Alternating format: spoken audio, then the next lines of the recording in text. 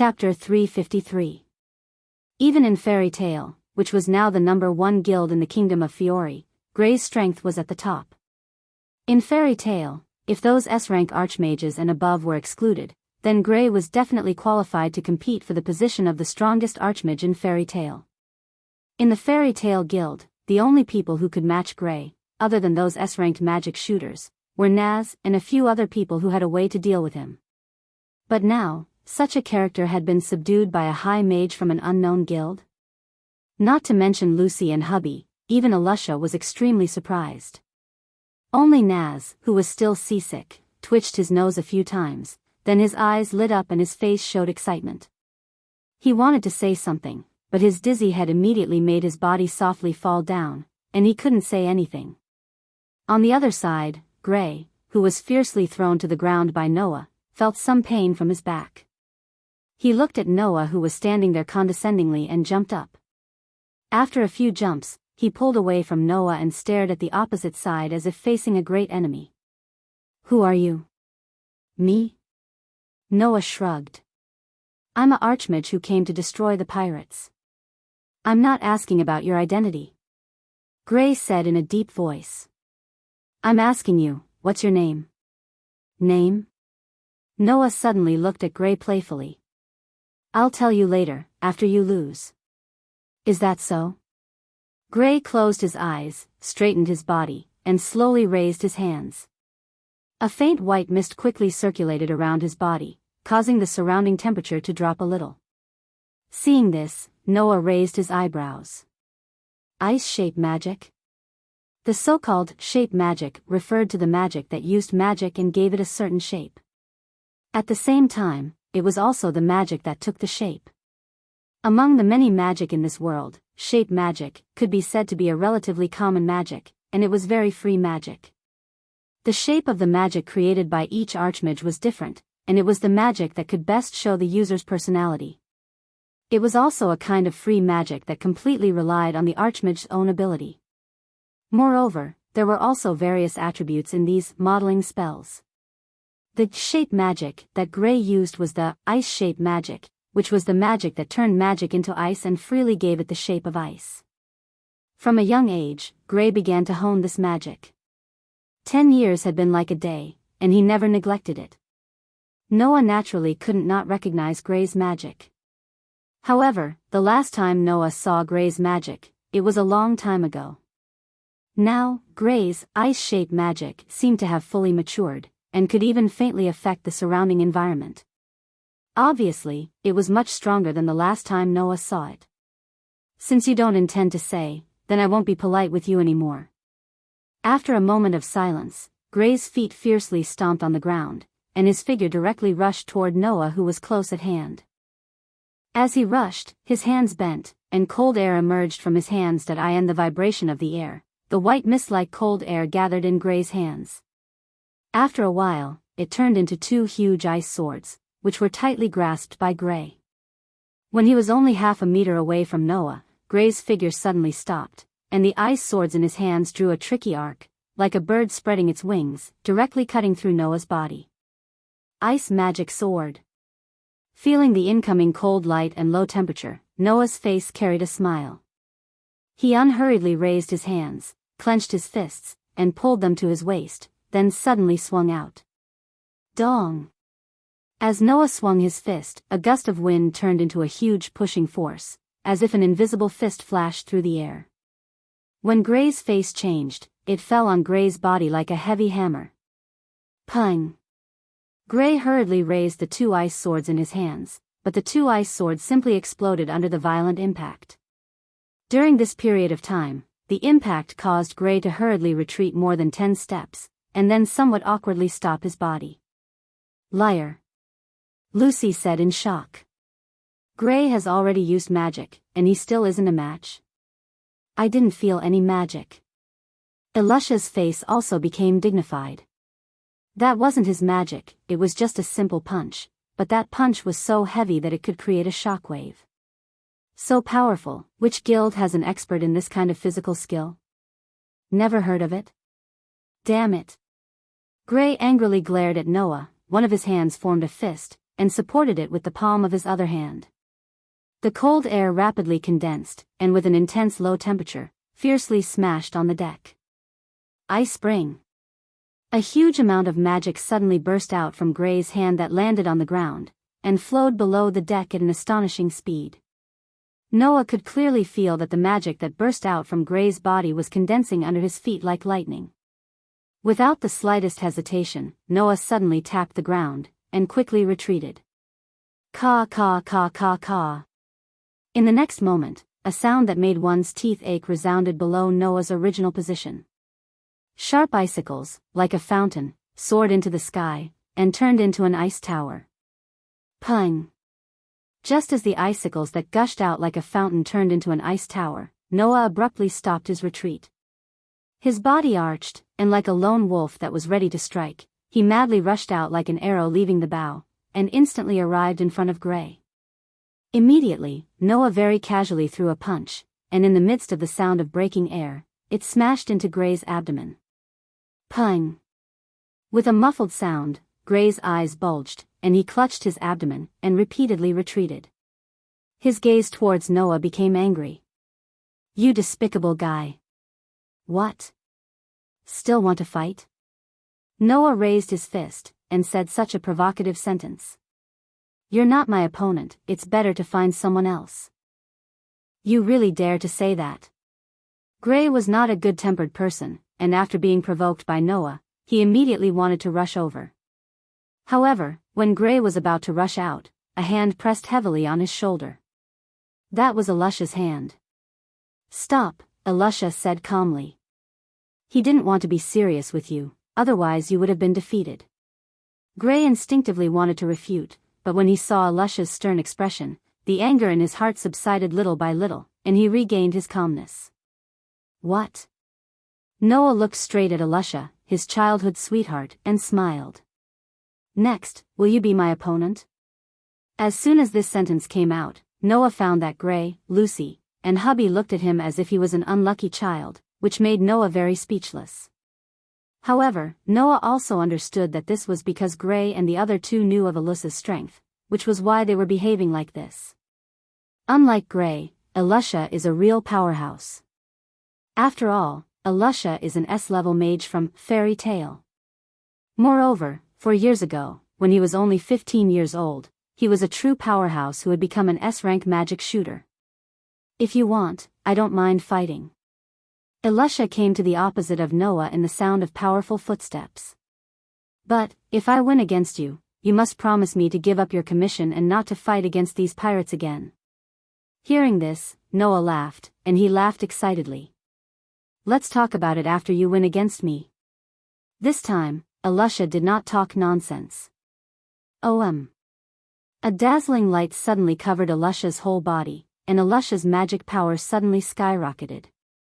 After a moment, the strong light subsided, and a gorgeous armor that seemed to be cast with a piece of steel blade and 2 pairs of steel wings appeared on Elisha's exquisite body.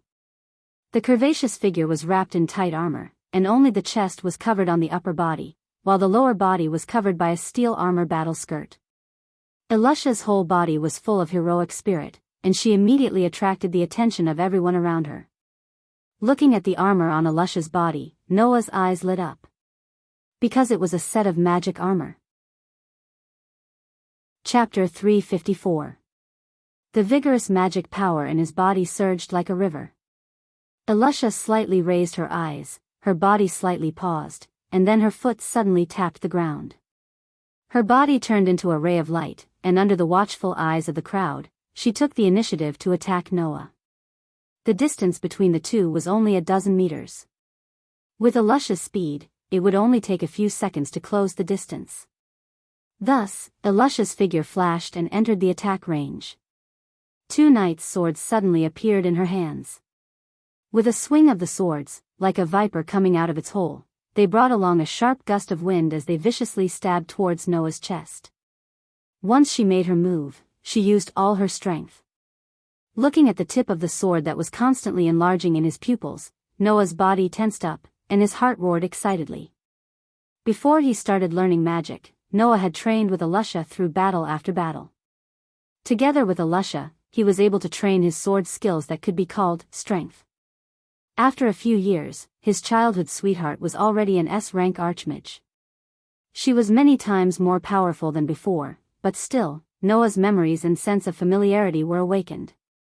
Elisha had already become a true powerhouse, and was no longer the child from before. And Noah, compared to before, was dozens or hundreds of times stronger. The two once again met, once again dueled. It made Noah's emotions surge. When the knight's sword that was flickering with cold light was about to reach his chest, he finally made a move. Pang! A dazzling vortex of air condensed under Noah's feet, and then completely exploded. Noah, who had used leap, suddenly retreated, easily dodging Elisha's fierce attack. Ha! Being dodged by Noah, Elisha was not surprised in the slightest. With a move of her hand, 5 knight's swords appeared in front of Elisha in the blink of an eye. Under Elisha's light shout, the swords turned into streaks of cold light, and with a sharp sound of wind breaking, they shot towards Noah like lightning. The 5 knight's swords penetrated the obstruction of the air, and appeared in front of Noah in a flash. Suddenly, they trembled, and suddenly separated, shooting towards 5 parts of Noah's body. The fierce wind brought about by the rapid shooting made Noah slightly narrowed his eyes. So fast. Even Noah was amazed by the speed of the knight's swords, but he was not surprised. Pang! Under his feet, the dazzling vortex of air once again exploded. Following the sound of the explosion, Noah's body turned into a black afterimage. Bending his body, he allowed the 5 knight's swords to brush past his body, shooting behind him. His body, almost touching the ground, flashed forward, and rushed towards Elisha's direction. Whoosh! With both hands on the ground, and both feet containing a fierce force, Noah's feet were like 2 heavy blunt weapons, fiercely smashing towards Elisha. Elisha's face turned cold, and with a twist of her waist, her body suddenly floated into the air, directly flying into the air, and out of Noah's attack range. Whoosh! With the momentum of shaking the air, Noah's feet landed at the position where Elisha was a second ago. And at this moment, without the slightest hesitation, Elisha, who was floating in the air, suddenly shook the knight's sword in her hand. Her body turned into a phantom, and swooped down, cutting towards Noah's legs like lightning. Feeling the cold chill approaching his legs, Noah's body once again turned, and with a push of his hand on the ground, he directly flew into the air like a cannonball. One of his feet carried a fierce force, and heavily kicked the armor in front of Elisha's chest. Pang! The sudden attack directly kicked Elisha, who did not have time to react, back quite a distance. Her body, which had just swooped down, was sent flying back into the air. This kick seemed to be merciless. However, Elisha was protected by armor, and because of this, Noah specifically chose to attack the armor. Therefore, Noah's attack this time, other than breaking Elisha's attack, did not cause any harm to Elisha. Regarding this, Noah's heart was very clear, and he did not want to cause much harm to Elisha. Therefore, when Elisha flew back into the air, Noah landed on the ground. Pang! The whirlpool-like airflow under Noah's feet exploded, and the violent impact directly shattered the hard deck. Noah's body turned into a stream of light, like a ghost, swept into the air, and approached Elisha's body. Elisha finally showed a shocked expression, as if she did not expect Noah to directly rush into the air. And at this moment, Noah's violent attacks began to unfold. Without using magic, without using weapons, Noah's physical strength and combat skills were displayed to the limit.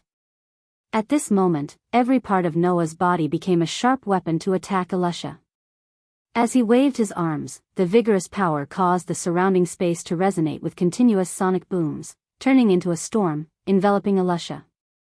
Facing Noah's incomparably powerful close combat attacks, although Elisha was shocked, she did not panic, and did not show any signs of weakness. Relying on the mobility of the flying ability of the armor, she repeatedly waved the knight's sword in her hand, turning into a beautiful sword dance, and similarly enveloped Noah. In an instant, the battle entered a white-hot stage. In the air, Noah continuously used the leap forward technique, as if he directly stepped on the air, and continuously approached Elisha. Elisha also relied on the wings attached to her armor to fly in the air, and began a wonderful close combat with Noah. Bang bang bang bang. This was the sound of Noah's punches and kicks, and the sound of the impact when they fell on Elisha's armor. Ding ding ding ding ding. This was the sound of Elisha's sword dance and Noah's fist colliding with each other. Dong dong dong dong dong.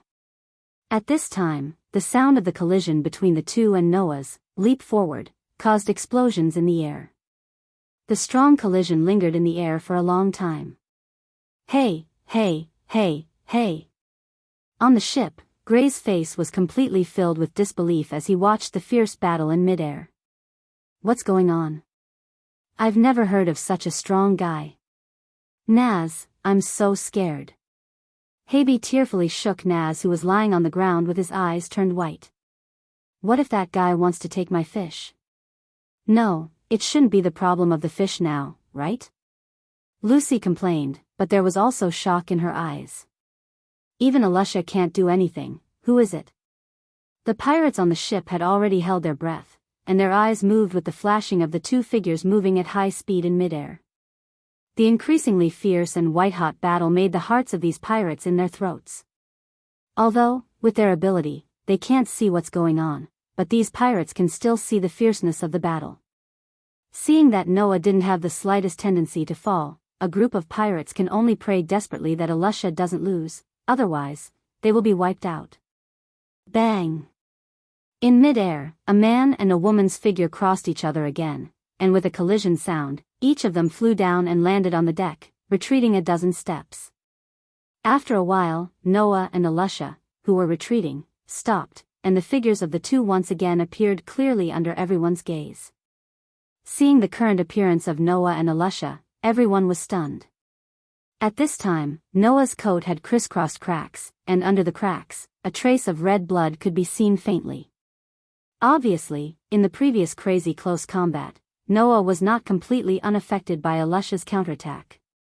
Noah's appearance was not good-looking, and Elisha also lost her composure. The originally holy armor not only became extremely messy, but on the cold, hard armor, fist prints and footprints also appeared clearly on it. Elisha's beautiful crimson hair also looked a little messy, and her breathing was also very rapid. It seems that in the previous fierce battle, whether it was Noah or Elisha, both had their own tricks, and no one could really gain the upper hand. Of course, no one will underestimate these two people. Chapter 355. The entire place suddenly fell silent. Looking at the man and woman confronting each other in the middle of the deck, everyone couldn't help but swallow a mouthful of saliva due to the oppressive and solemn atmosphere. The more timid Lucy and hubby even hugged each other tightly with faces full of nervousness. In the middle of the battlefield, Noah lowered his head and glanced at his tattered coat and clothes as well as his slightly aching body. He couldn't help but let out a wry smile. This Elisha is still the same as before. She either doesn't get serious, or she definitely doesn't show any mercy when she gets serious. Who knows how many wounds she inflicted on Noah's body. Although these injuries were healed in less than a moment under the regenerative ability derived from the strengthening of the protozoan virus, injuries were inevitable in a duel. But if it weren't for the fact that Noah and Elisha didn't have the intention to kill, the two of them definitely wouldn't have ended up like this. For example, if Noah didn't hold back, then the place where his fists and feet hit would not be the armor on Elisha's body. Instead, he would specifically choose the head and the weak parts without armor to attack. Another example was that since Elisha could slash so many times on Noah's body with her sword, it definitely wouldn't be a problem for her to cut deeper with her sword. By then, Noah wouldn't just have small wounds on his body, but huge, hideous, and bloody wounds. Besides, both sides had made a lot of concessions in this duel. Take Noah for example. He only used his physical abilities and close combat to the limit. He didn't use any magic, or weapons at all. Not to mention half of his strength, he didn't even use 30% of it. Elisha also only used the equipment-changing spell once from the beginning to the end. Later on, she relied purely on her sword skills and the ability of the magical armor on her body. It should be known that the biggest advantage of the equipment-changing magic was that it could change the equipment according to the situation of the battle. Those truly powerful magic shooters who used the equipment-changing magic would generally prepare equipment in their own changing space to deal with various situations. Therefore, Alusha could not only use the armor on her body and the knight's sword in her hand. Alusha definitely had equipment that was more suitable for combat and was even more powerful. Therefore, Alusha would not be able to unleash much of her strength. At most, she would only be able to unleash 70 to 80% of her strength. Whether it was Noah or Alusha, both understood that the other party had yet to reveal his true strength. Under such circumstances, although Alusha's expression was solemn, her eyes were filled with undisguised admiration. What an amazing martial skill! It is my honor to be able to compete with someone who possesses such a martial skill. Hearing this, Noah could not help but laugh. Really? Why haven't I heard you say something like that before?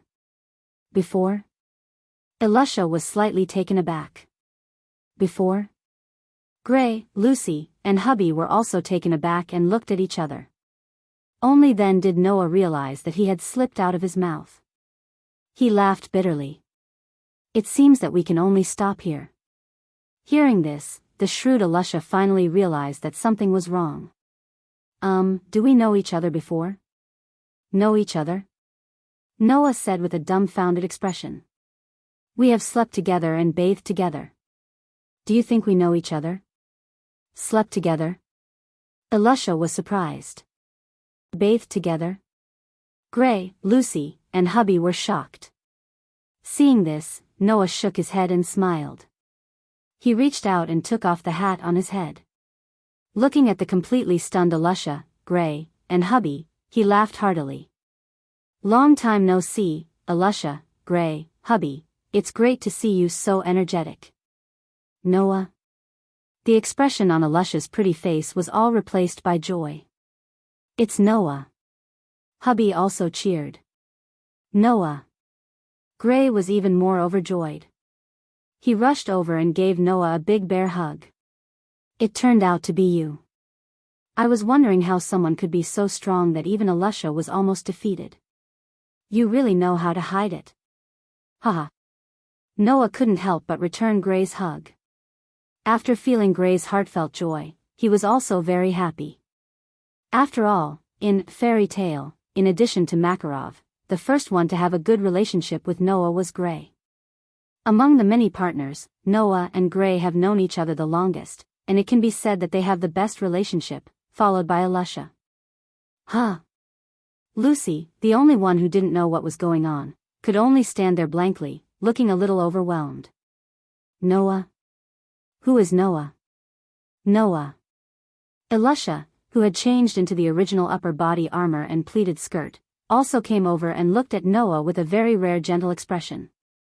It's been 2 years, we finally meet again. Sorry. Noah let go of Gray and met Alusha's eyes. But at least I didn't come back after another 4 years. That's not bad, right? You guy. Alusha reached out and gave Noah a hug. You didn't say you were going to come back.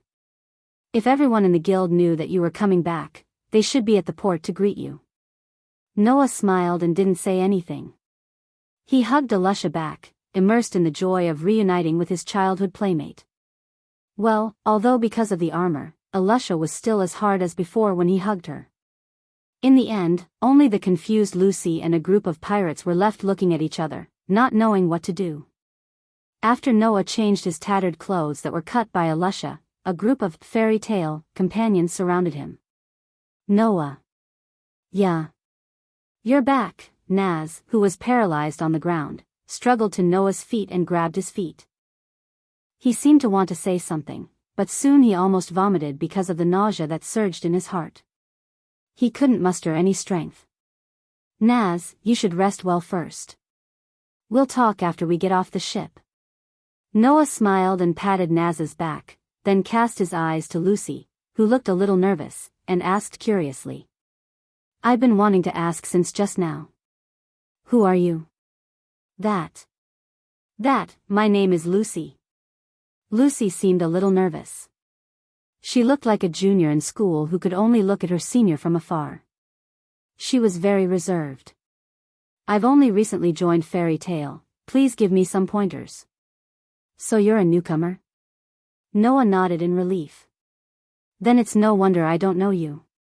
Although you're a newcomer, you have a lot of potential. If you're trained well, you'll definitely become an outstanding magic shooter. Elisha patted Lucy's shoulder and whispered to her. Lucy, don't worry too much about Noah. Unlike Naz and Gray, Noah is a very sensible and easygoing person. Just relax a little. Yes, I know. Lucy nodded repeatedly. Speaking of which, you're still as strong as before. Gray crossed his arms and said with a little hot-bloodedness. Well, but since it's you, you must have undergone a lot of training in the past 2 years and have become stronger than before, right? It's indeed an outstanding martial skill. Elisha seemed to approve of Noah's close combat skills. It's impossible to practice such a martial skill without going through a lot of tempering. Noah, you've brought us a big surprise again. You two have also made great progress. I'm not the only one who's growing. Noah scratched his cheek and spread out his hands. We're not children anymore. We've all become stronger. Elisha and Gray nodded in agreement. They smiled at Noah and continued to talk about old times. On the side, Lucy quietly asked Hobby. Hey, Haby, is Noah stronger than Elisha? Elisha is a monster, but Noah is still above her. Haby rarely answered seriously. Noah has very powerful magic. He can compete with Elisha without using magic. So, Noah must be very strong now. Maybe he's even stronger than Elisha. So powerful. Lucy turned her gaze to Noah, who was chatting happily with Elisha and Gray.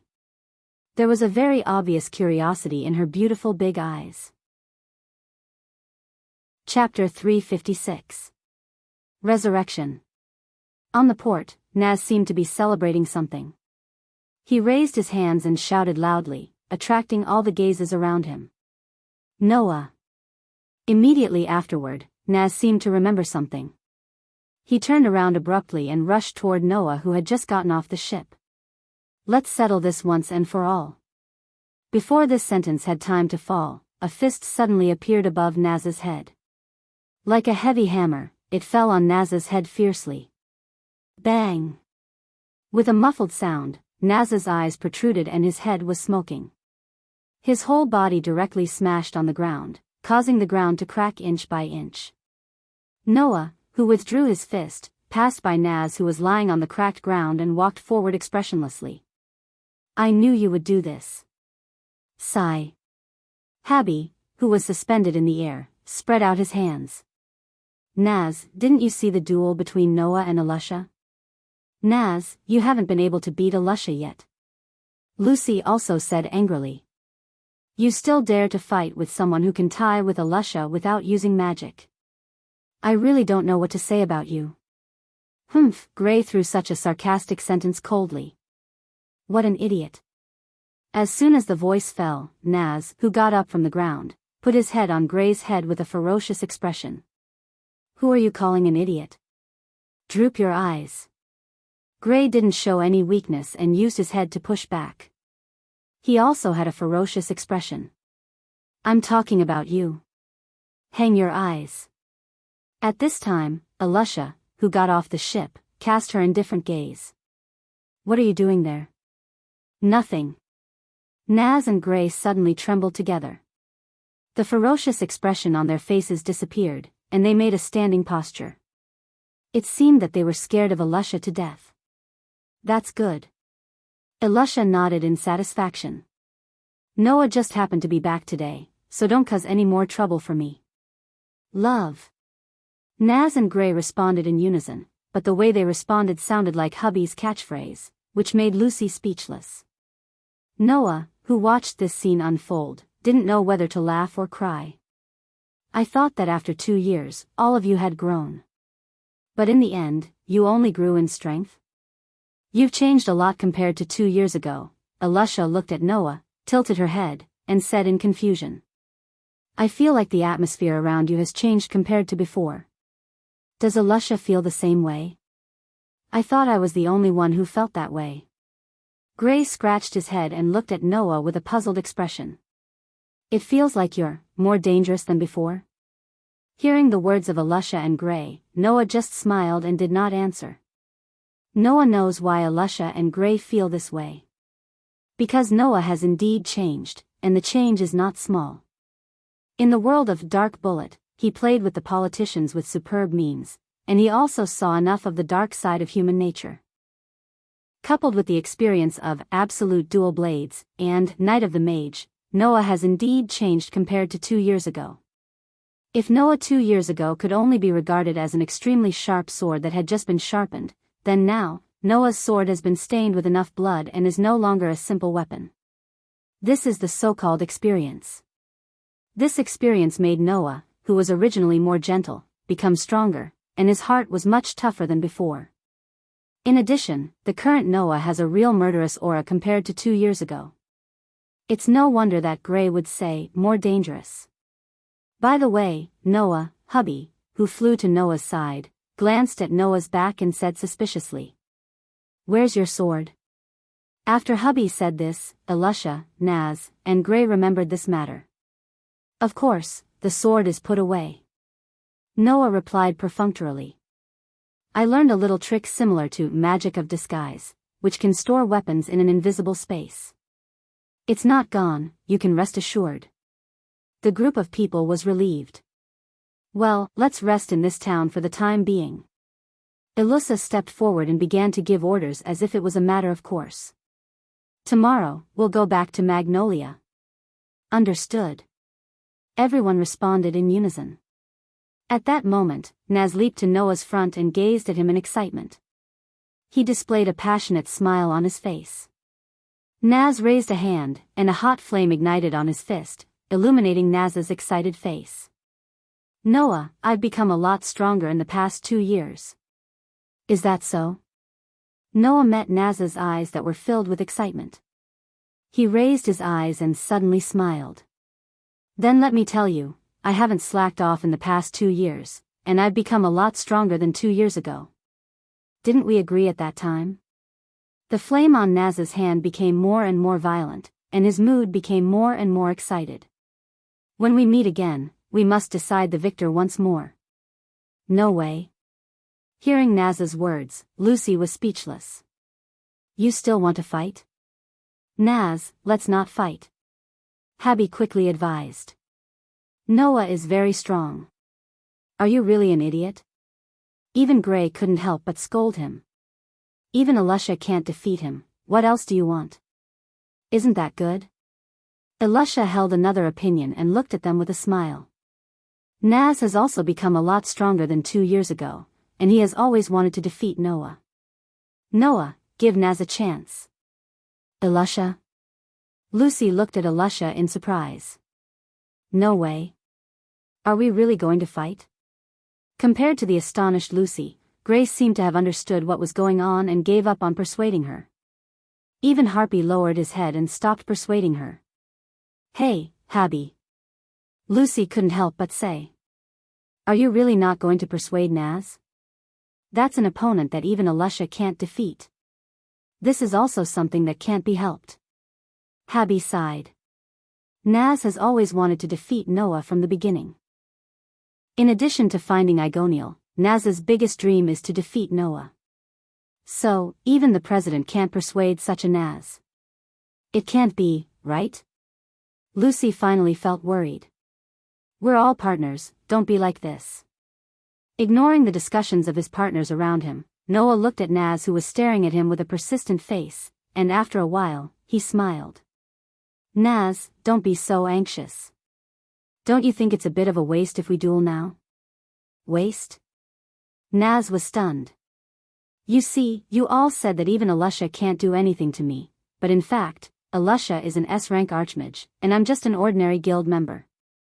Noah smiled slightly. So, Naz, why don't we postpone our duel until we both become S-rank archmages? Naz's eyes suddenly lit up. That's a good idea. Elusha nodded in agreement. Whether it's Noah or Naz, there is still room for growth. When they become S-rank archmages, they will definitely be stronger than now. When that time comes, if we duel again, it will definitely be more exciting than now. I think so too. Noah looked at Naz with a smile. Naz, what do you think? Let's do it this way. The stubborn Naz agreed without hesitation and laughed at the sky. Good. I'm already burning up. S-grade magic shooter. Gray seemed to be affected by Noah's words as well. He extended his fist at Noah. Don't forget, there's still me. Noah smiled and didn't say anything. He just extended his hand and bumped fists with Gray. Everything was said without words. Looking at the three boys like this, even Alusha and Lucy felt a little emotional. What should we do? Lucy bit her finger pitifully. I really want to join them. No, you can't. Hubby said without hesitation. If it's Lucy, she will definitely not become an S-rank archmage. What are you talking about?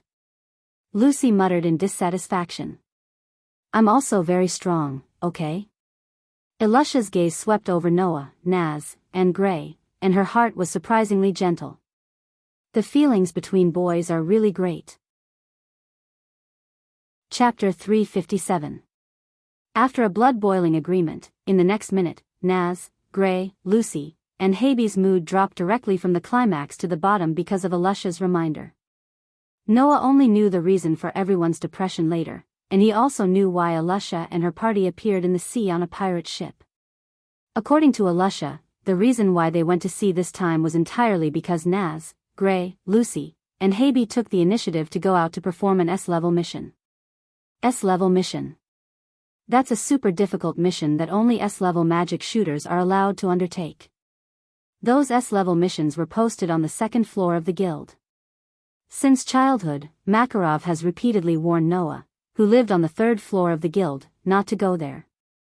It can be imagined how much importance Makarov attached to these S-level missions.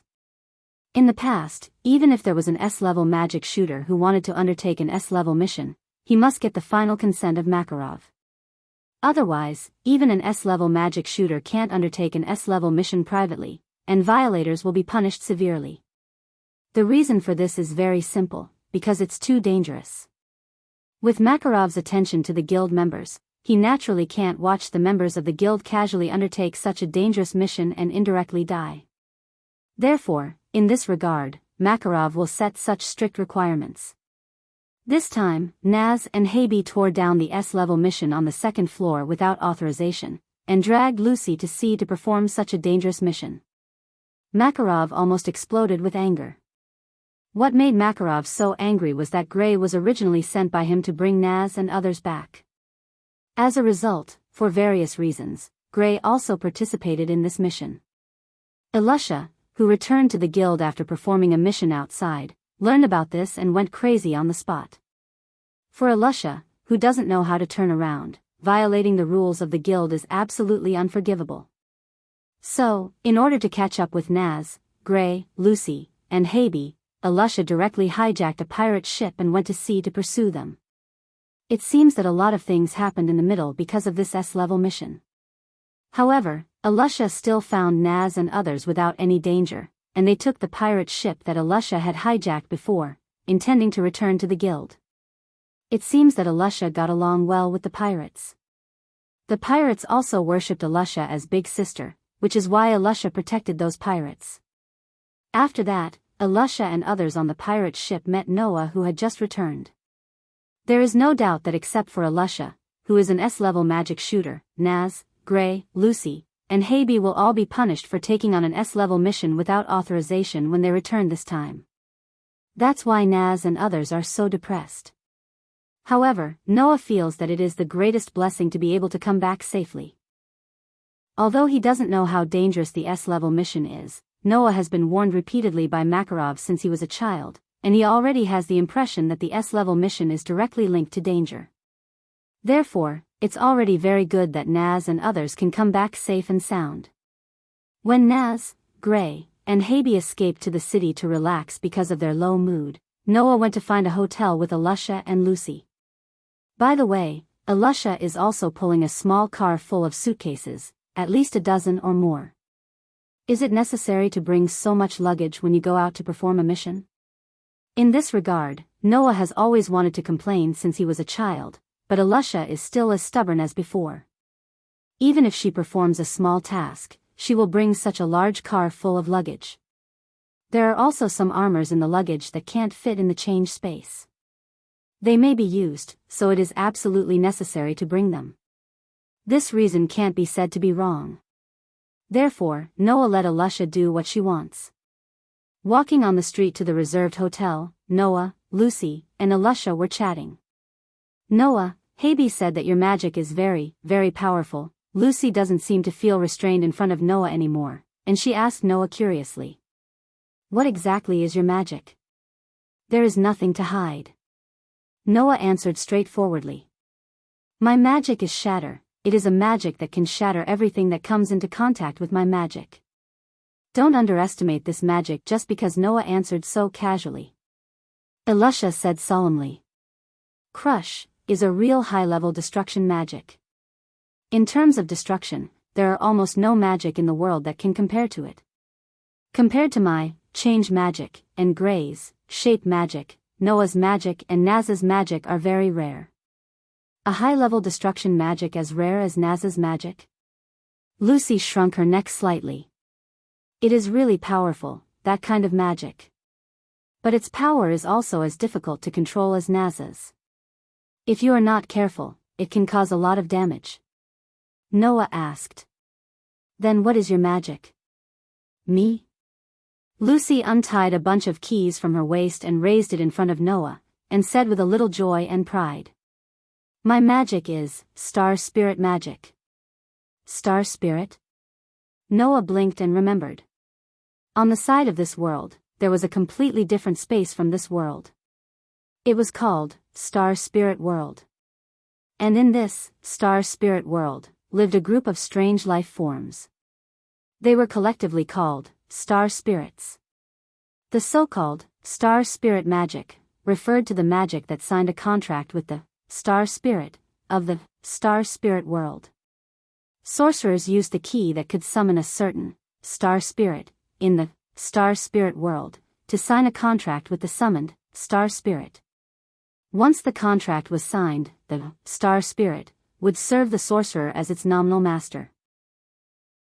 Then, the sorcerers of the Star Spirit could use the key as a medium in battle to summon the Star Spirit that they had signed a contract with from the Star Spirit World to help them in battle. Noah also accidentally saw this kind of summoning magic in a book. It was said that Star Spirit magic was a very ancient magic. In terms of age, it might be comparable to the Dragon Slayer magic that was born in ancient times. Summoning? Noah nodded thoughtfully. You do have a very interesting magic. Is that so? Lucy seemed to be very happy that Noah valued Star Spirit magic, and nodded repeatedly. Noah, are you also interested in Star Spirit magic? A little. Noah unconsciously touched his arm. I also have a companion similar to Star Spirit that can be summoned to help me at any time, so I am quite interested in Star Spirit magic. Hearing this, even Elusha was curious. You also have a companion similar to Star Spirit that can be summoned to help you in battle? Yes. Noah smiled. If there is an opportunity in the future, I will introduce them to you. Wow, I didn't expect Noah to be the same type of sorcerer as me. Lucy smiled happily, then suddenly thought of something and took out a silver key from her bag. After hesitating for a moment, she reluctantly handed it to Noah. This is for you. This is? Noah subconsciously took it, held the silver key, and looked at Lucy in confusion. This is a Star Spirit key. This was bought in the shop not long ago. Because I already have the same type, I haven't signed a contract with it. Lucy gave Noah a cheerful smile. I will give it to you, you have to use it well. Is this okay? Noah frowned. For a Star Spirit sorcerer, the number of Star Spirits is directly related to their strength.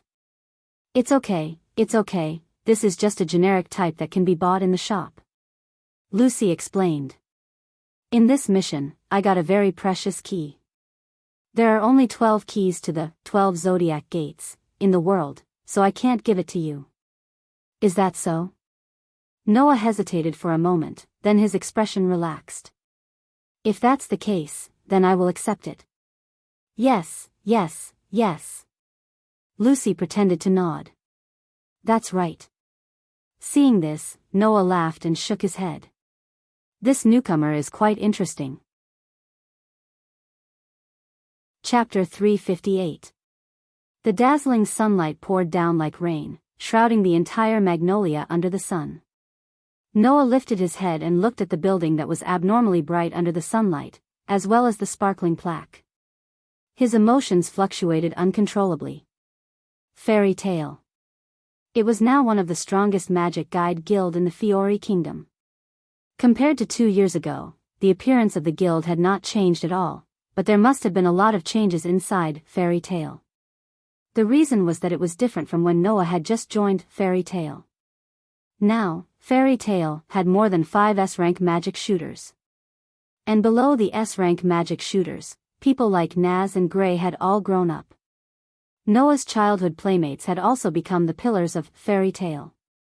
Coupled with the addition of potential talents like Lucy, Fairy Tale was now absolutely qualified to be called the strongest magic guide guild in the Fiori Kingdom.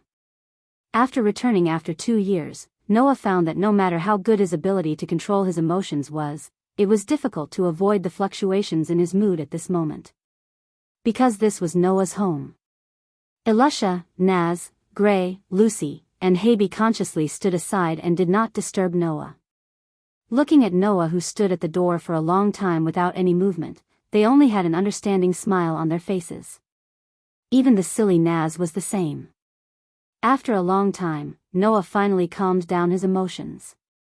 Without looking back, he strode to the door of the guild, stretched out his hand, and pushed open the door of the guild. Hua! At this moment, inside the guild, a wave of noise surged like a tide and drowned Noah. However, to Noah, this noise was too familiar, so familiar that he could not help but have the urge to smile. Like the noise, what appeared in front of Noah was a very familiar scene. The bar-like guild hall. The innermost bar. The commission board with the commission orders posted. As well as those familiar or unfamiliar faces. Looking at all this, Noah's mouth unconsciously curved up. He lifted his feet and walked step by step into the guild. Finally, someone noticed Noah and seemed to recognize Noah. They were stunned. As Noah's footsteps echoed inside the guild members also seemed to feel something and looked in the direction of Noah. Then, without exception, they were all stunned. Only the newcomers who had joined Fairy Tale in the past 2 years were at a loss, but they also noticed that the atmosphere was not right, so they obediently shut their mouths. Not long after, the noisy guild was so quiet that even a pin drop could be heard. Clang! It was also at this time that an extremely loud and ear-piercing sound was heard. It was the sound of something made of metal hitting the ground. Noah directly turned his gaze to the source of the sound. Over there, a young lady with short white hair that reached her shoulders, wearing a woolen sweater and shorts, and an extremely graceful figure, was staring at Noah in a daze. Beneath her feet, a tray was rolling. Without a doubt, it had fallen from the young lady's hands. Seeing this girl, Noah did not know how to describe his feelings at this moment. Excited? Should be, right? But that was much more complicated than being excited. After all, it was not the first time Noah returned to the guild after such a long time. Suppressing the emotions in his heart, he came in front of the girl who was staring blankly at him, bent down, picked up the tray that fell on the ground, and put it back in the hands of the girl. Can't even hold the tray properly. Looking into the silly eyes of the girl, Noah reached out his hand and lightly scratched her small nose. Then I'll have to consider whether I should let you cook a meal to celebrate my return, Lisanna. As soon as this sentence came out, it seemed to have awakened everyone present. Finally, everyone present reacted to the situation.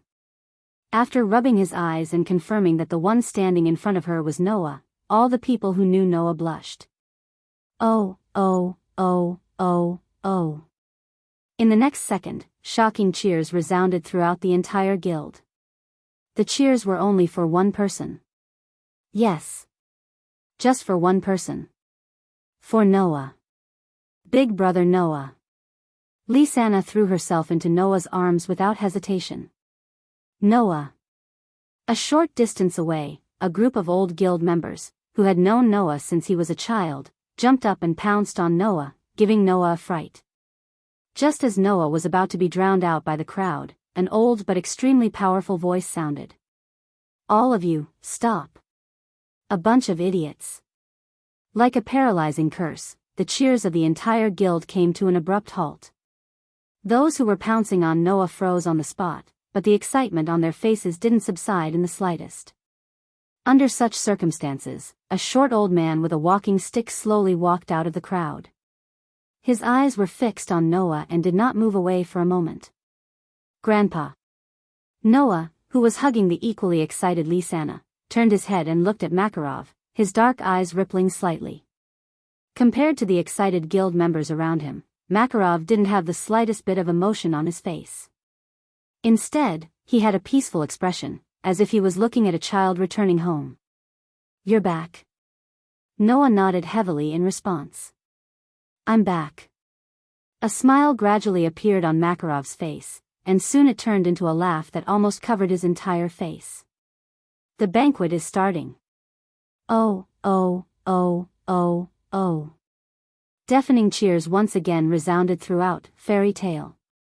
Looking at the cheering guild members in front of him and Makarov, who was laughing cheerfully to hide his emotions, Noah glanced at Alyssa and the others standing at the entrance of the guild with smiles on their faces.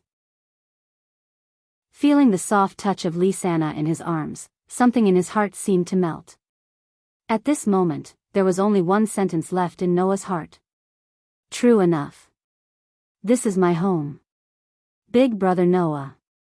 Big brother Noah. Big brother Noah, tightly hugging Noah, Lysana seemed to be afraid that if she let go, Noah would disappear. Not only did she tighten her grip bit by bit, she also constantly muttered Noah's name, causing Noah to bitterly smile. 2 years had passed, and Lysana had changed slightly more than the others.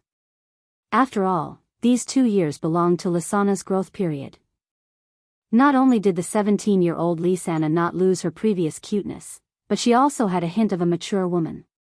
Not only did her figure become more curvaceous, but the curves of her delicate body were also more beautiful than before. The 2 shining white thighs that were exposed outside of her shorts almost shocked Noah's eyes, causing Noah to feel more than once that a woman changes 18 times between childhood and womanhood. Of course, these were not the biggest changes. The biggest change in Lysana's body was undoubtedly the impressive growth of her chest. Because Lysana had been tightly hugging Noah, Noah constantly felt the full and round feeling in his arms, causing him to sigh. Alright, Lysana. Without any other choice, Noah could only pat Lysana's little head and bitterly smile as he comforted her. This is not a dream, nor is it an illusion. I'm right here, I won't suddenly disappear. I don't care.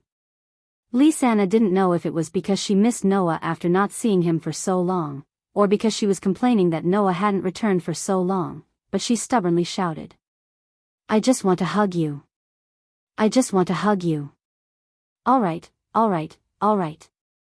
Hug me, hug me. Noah had no choice but to compromise and roll his eyes. You can hug me for as long as you want. That's fine, right?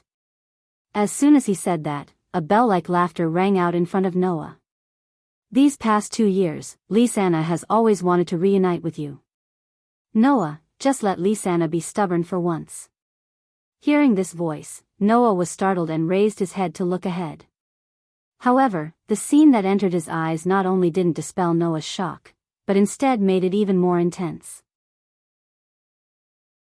Chapter 359. Hee. With a sweet smile that could intoxicate any man, the beautiful young lady stood in front of Noah with her hands behind her back. She bent her delicate body forward and stared at Noah with a pair of gentle eyes that could melt one's heart. Strange ripples undulated in her heart. She was a beautiful girl who was flawless no matter how one looked at her.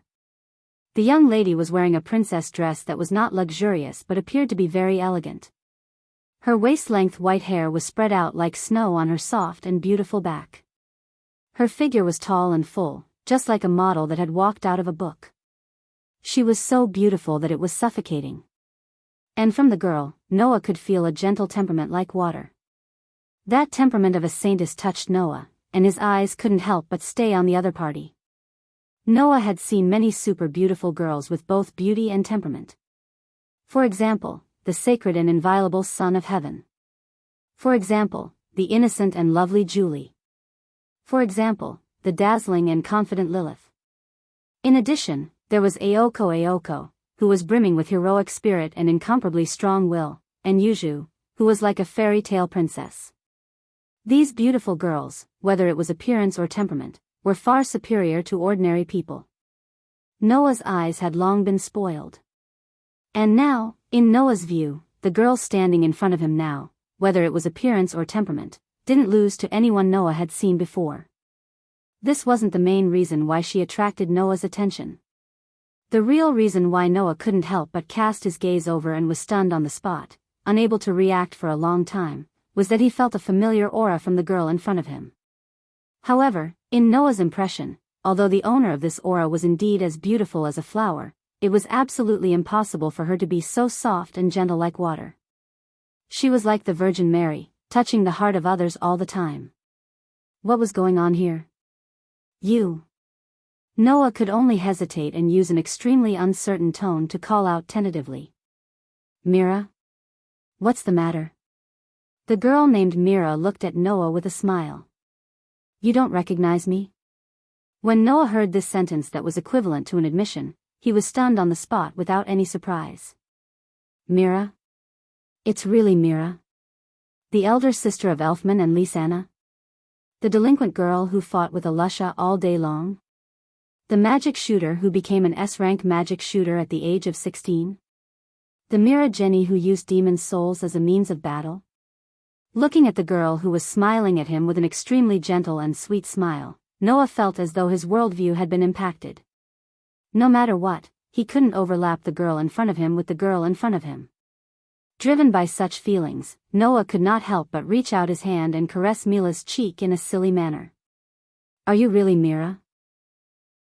If it was the Mira that Noah knew, she would definitely blush when Noah touched her face like that. Then, she would fly into a rage out of humiliation and throw a punch at Noah's face. Moreover, she would definitely not show any mercy. However, the Mira in front of him seemed to be determined to destroy Noah's impression of her.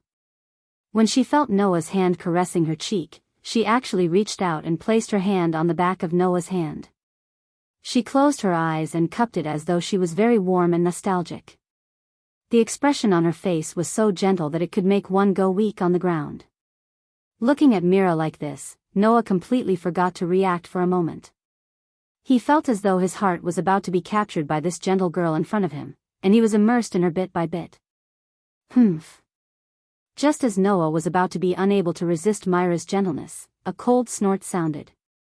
At the same time, Noah felt someone pinch his waist. Ouch. This pinch caused Noah to cry out in pain. At the same time, Noah finally came to his senses and hurriedly retracted his hand with an awkward expression on his face. Ha. Mira smiled knowingly at Noah's reaction. Big brother Noah. At some point, Lysana lifted her head from Noah's embrace and glared at Noah with resentment. I know big sister Mira is very charming, but you should come back to your senses. Your eyeballs are about to fall to the ground. What are you talking about? Noah felt even more awkward and could only pinch Lysana's cheeks and pull. I'm just surprised. Woo woo woo. Lysana wriggled her cheeks unwillingly and looked as though she wouldn't believe it even if she was beaten to death. But to be honest, Noah was indeed very surprised. Although people changed, could the once violent Mira really become so gentle and elegant in just 2 years? But on second thought, Noah felt that it was only natural. After breaking free from Noah's grip, Lysana looked at the relieved expression on Noah's face and asked curiously, Big brother Noah, aren't you curious about Big Sister Myra's change? That's a change that even surprised us.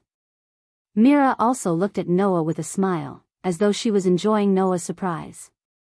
Although I'm a little surprised, I don't find it strange, Noah said as he scratched his cheeks in front of the two sisters. After all, the Mira I know isn't a bad girl, but she became strong in order to protect her younger siblings. Isn't it natural for such a gentle person to become even more gentle for someone? Hearing this, Mira was stunned for a moment. Then, she looked at Noah with a gentler gaze. That's true. Lisanna nodded. Big Sister Mira has always been gentle. Now that she's become even more gentle for someone, it's not strange at all. Lisanna stared at Noah angrily and emphasized the word, someone, causing Noah to be confused. Why are you looking at me like you're looking at a criminal? It's not like she's become so gentle because of me, right? That's what someone is thinking. At this moment, a rough voice sounded in Noah's ears. Big Sister isn't the only one who's changed, Noah. A dark-skinned muscular man appeared behind Mira and entered Noah's sight. He laughed loudly at Noah. Long time no see, Noah. Elfman? Noah was surprised. I thought you went out to work. Noah, I saw you, Big Sister, and Lisanna catching up with each other here, so I didn't want to disturb you. Elfman raised his thick arm and patted his elbow. How is it? I've become more manly, haven't I? It should be said that you've become more violent. The one who said this was a girl sitting at a table nearby, hugging a large wine barrel and smiling drunkenly at Noah. Yo, Noah, long time no see. Karna? You're here too. Noah's eyes lit up, but when he saw the large wine barrel in Karna's arms, he smiled helplessly. You haven't changed much compared to 2 years ago. Is that so? I feel that my alcohol tolerance has increased a lot. Karna let out a burp as she grinned from ear to ear. You've also become more manly than before. Noah, do you want to date me? Lisanna, who had a strong reaction to this sentence, glared at Karna with dissatisfaction. Please don't joke like this. Oh. Karna laughed mischievously. I'm not joking. Karna. Mira puffed up her cheeks and preached to Karna. You can't bully Lisanna too much. Yes, yes, yes. Karna laughed heartily as she picked up the wine barrel and began to gulp down the wine. Her domineering drinking style made Elfman take a few steps back. Looking at his childhood friends who had changed or not, Noah revealed a sincere smile. Noah. Elusha, Naz, Gray, Lucy, Hubby, and the others, who were sitting at the largest table in the middle of the guild, waved at Noah and shouted. Come over quickly. Noah, Mira, Lisanna, and the others looked at each other with a smile, got up, and walked forward. Today, the cheers and noise lasted all day. Chapter 360. Until the sun set in the west, the noise and cheers that had been ringing in Fairy Tale for an entire day gradually died down, allowing the guild to regain its tranquility. Few outsiders knew that today, none of the magic shooters in the Fairy Tale Guild went out to work, but instead held a banquet for the entire day. The main character of the banquet was naturally Noah. Under the support of his companions, Noah spent the day in a noisy atmosphere. It wasn't until the evening that he heaved a sigh of relief after the departure of his guild members. But today, the smile on Noah's face never disappeared, and the number of times he smiled was more than any other day in the past 2 years. His mood was unprecedentedly relaxed all day long, and even Noah himself felt that it was somewhat inconceivable. Only after Elusha, Naz, Gray, Lucy and the others left the guild did Noah have the time to report to Makarov, who hadn't disturbed him and his friends from reminiscing about the past 2 years. Of course, even if Makarov was his grandfather, he couldn't casually talk about going to other worlds to retrieve world fragments.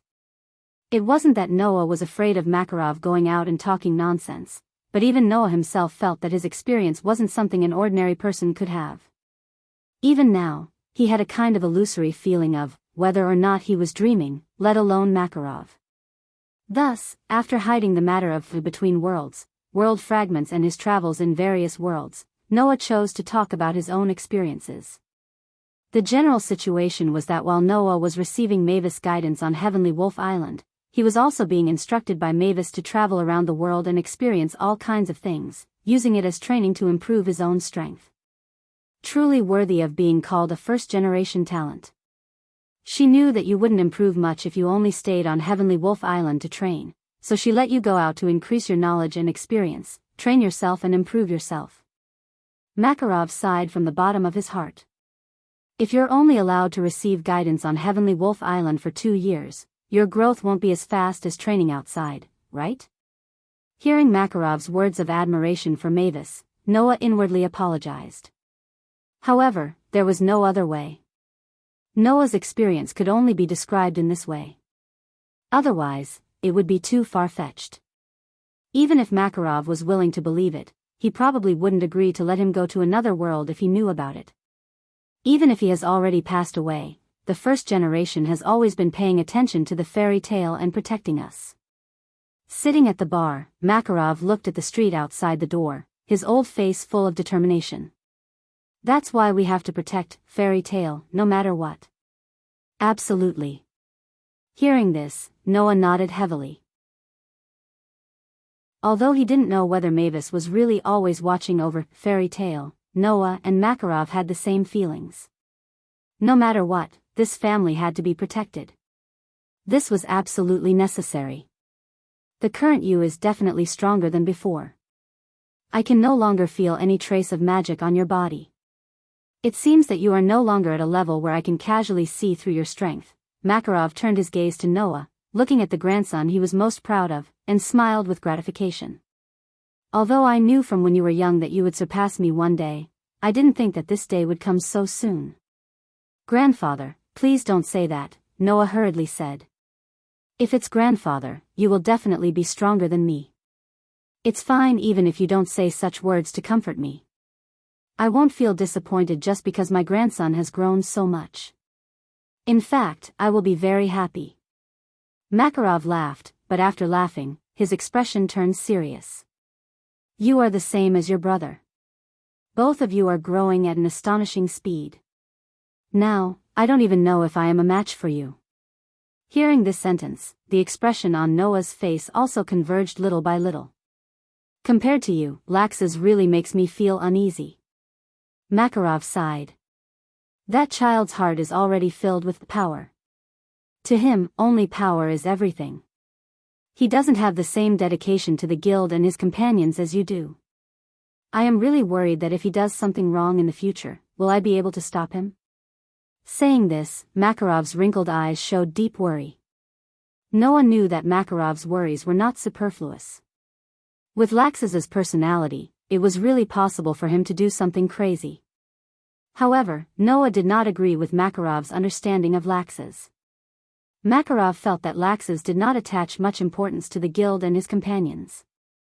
In fact, Noah knew that this matter was the exact opposite. Perhaps Lax's did not have much of a sense of belonging to his companions in fairy tale, but Lax's definitely cared more about the guild than Makarov imagined. He had known Lax's for a long time. Makarov was too worried about Lax's future, so he did not see through Lax's heart. However, Noah had long noticed the dedication in Lax's heart to the guild. It was just that this stubbornness was slightly distorted, which had resulted in the current Rax's. Grandpa, don't worry. Noah said faintly. If Lax's doesn't do anything, then it's fine. If he does, then I will deal with it.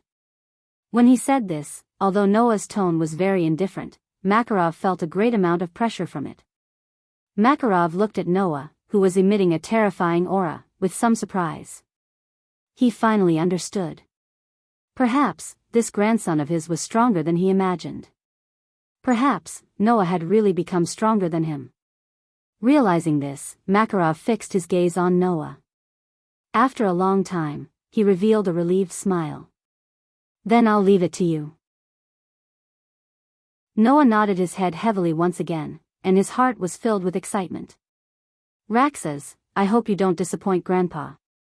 Otherwise, this time, I won't be like before, stopping here. When night fell, Makarov also left the guild, leaving the guild in a deathly stillness. Noah returned to his own room. Compared to 2 years ago, the room hadn't changed at all. He touched the table and wardrobe. When he felt that there wasn't even a speck of dust on them, the corner of his mouth couldn't help but curl up.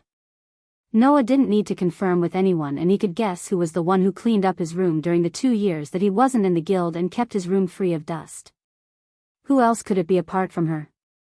Of course, Noah didn't know that he had only guessed half of it. In these 2 years, apart from Lisanna, Mira also came to clean Noah's room almost every day. She kept Noah's room almost exactly the same as it was 2 years ago. Lying on the bed that was obviously washed and changed, Noah held a magazine and flipped through it. In this magazine, whether it was the cover or the bottom page, there were all kinds of fashion photos of Mira in the most conspicuous places. Noah only found out today. Since Noah left, almost the next day, Mira no longer went out to work as a magic shooter. Instead, she completely changed her appearance. Not only did she become the most fashionable cover girl, but she also became the signature girl of Fairy Tale. Thanks to this, Mira's fame was now known throughout the Fiori Kingdom. Her popularity was so high that there wasn't a single man who didn't fall head over heels for her. However, because of this, the Strauss siblings team disbanded. Like Mira, Lisanna didn't take on any missions for 2 years. Instead, she worked as a waitress in Fairy Tale. Only Elfman was still active as a magic shooter. That's amazing. Looking at the various cute and beautiful photos of Mira in the magazine, Noah could only sigh. Mira has changed a lot. At this moment, a knock sounded on the door. Big brother Noah, are you there? Chapter 361. Big brother Noah, are you there? Following this sentence, there was a knock on the door. Noah had just retracted his gaze from the magazine in his hand when the person standing outside pushed the door open. Not long after, Lisanna's head popped in and entered Noah's sight. I'm coming in. Lisanna didn't have any intention of asking for Noah's permission. She walked straight into Noah's room and closed the door behind her. Perhaps it was because she had just taken a shower, but the moment she entered the room, a fragrant scent filled the room. Her beautiful white hair was stained with water droplets, proving that she had just taken a shower. She was still wearing a woolen sweater and shorts. Her impressive bosom was extremely prominent, and her 2 white thighs were dangling in the air. It was extremely eye-catching. This made Noah sigh in his heart. Not only Mira, but even this little sister of the Strauss family had changed a lot. At the very least, her every move was truly attractive. In other words, she had grown up. She had grown up in all aspects. Just like how Noah paid attention to Lisanna, Lisanna also paid attention to Noah the moment she entered the room. Compared to 2 years ago, Noah's appearance hadn't changed much, but his temperament had changed a lot. From Lisanna's point of view, her big brother Noah had become more manly than before. However, when Lisanna saw the magazine with Mira's photo on the cover in Noah's hand, her cheeks suddenly puffed up, and she became angry. What's wrong? Seeing Lisanna's angry expression, Noah couldn't help but laugh. It's already so late, why aren't you sleeping? What are you doing here? Big brother Noah, do you not want to see me? Lisanna said as if she was throwing a tantrum. Anyway, I'm not as charming as big sister Mira. Hearing this, Noah couldn't help but smile and tease Lisanna. What? Could it be that you're jealous of your own sister? No, I'm just telling the truth. I'm not jealous of Sister Mira. Lisanna walked to the bedside and looked straight at Noah with her hands on her hips. After all, in order to attract someone's attention, I know how hard Sister Mira worked for the past 2 years. Now that she finally succeeded, I won't be jealous. Hearing this, Noah was stunned. When he connected the dots between her gaze and the content of her words, he was speechless. Noah wasn't an idiot. If he still couldn't understand what she meant, then it would have been a waste of his efforts to create a fairy tale in the world of Pitch Black Bullet. Hence, Noah could only ask cautiously. The someone you're talking about, don't tell me it's me?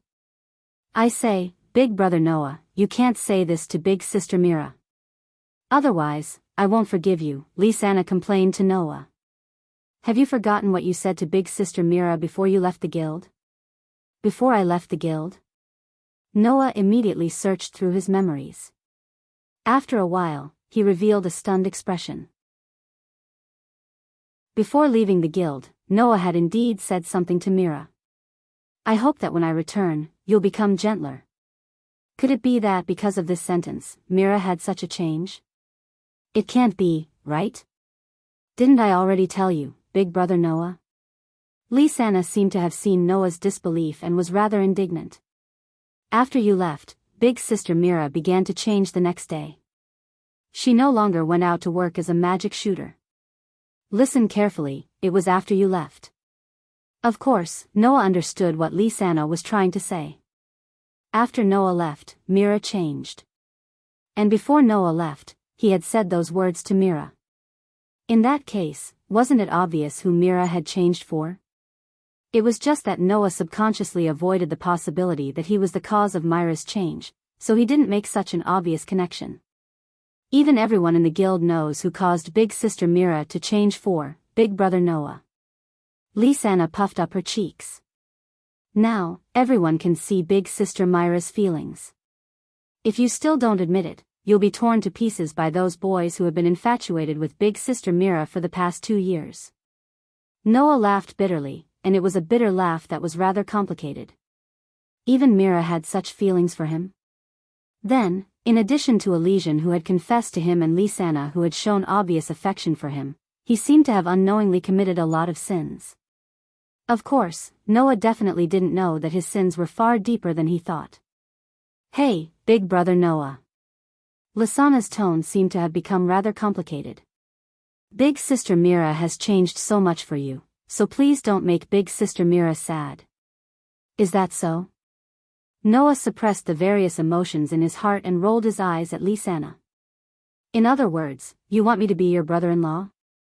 Lysana's expression suddenly became conflicted. With Lysana's feelings for Mira, of course she didn't want to see Noah betray Mira's feelings. But then, was she going to give up on Noah, who she had always liked since she was young? In that case, it would be Lysana's turn to be heartbroken. I don't care.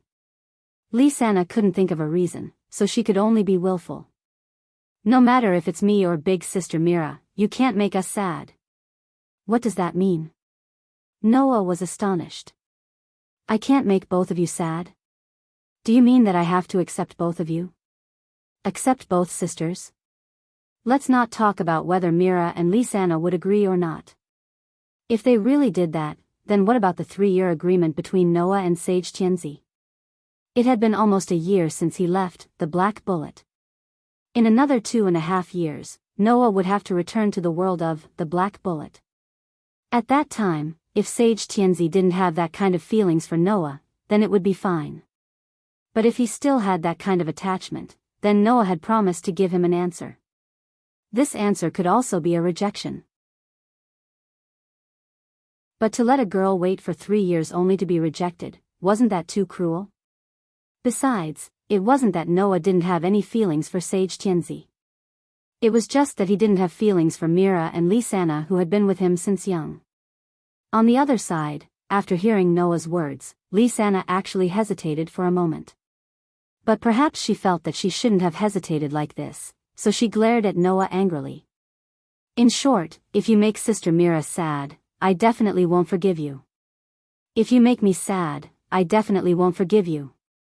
You're practically giving me an unsolvable problem, aren't you? Noah retorted. Besides, even if I have the ability to protect both of you from harm, what about the others? Others? Lysana was stunned at first. When she realized what this sentence meant, her eyes widened and she pointed at Noah in disbelief. Could it be that brother Noah has another woman outside? What you said is a little wrong, right? Noah realized that he had said something wrong, so he braced himself and said, You're saying it as if I have another woman here. Perhaps this sentence angered Lysana, but with a bang, Lysana slammed the bed and cast a gloomy look at Noah. In other words, brother Noah really has another sweetheart? What you said is a little wrong, right? Noah couldn't help but look away. Can't it be that there's another girl who likes me, something like that? Noah's voice was getting weaker and weaker. This was because Lasana's head was slowly lowering, and her face was buried in the shadow of her bangs, so no one could see her expression clearly. That. Noah subconsciously lowered his voice. Lisana? Sister Mira, I can still bear it. Lisana said as she suddenly raised her head, and a drop of tear hung in the corner of her eye. What other woman? I won't admit it. As soon as she finished speaking, Lisana suddenly pounced forward and pushed Noah onto the bed. Lisana, you. Before Noah could finish his sentence, he couldn't say anything else. This was because Lisana lowered her head and blocked Noah's mouth. With her own mouth.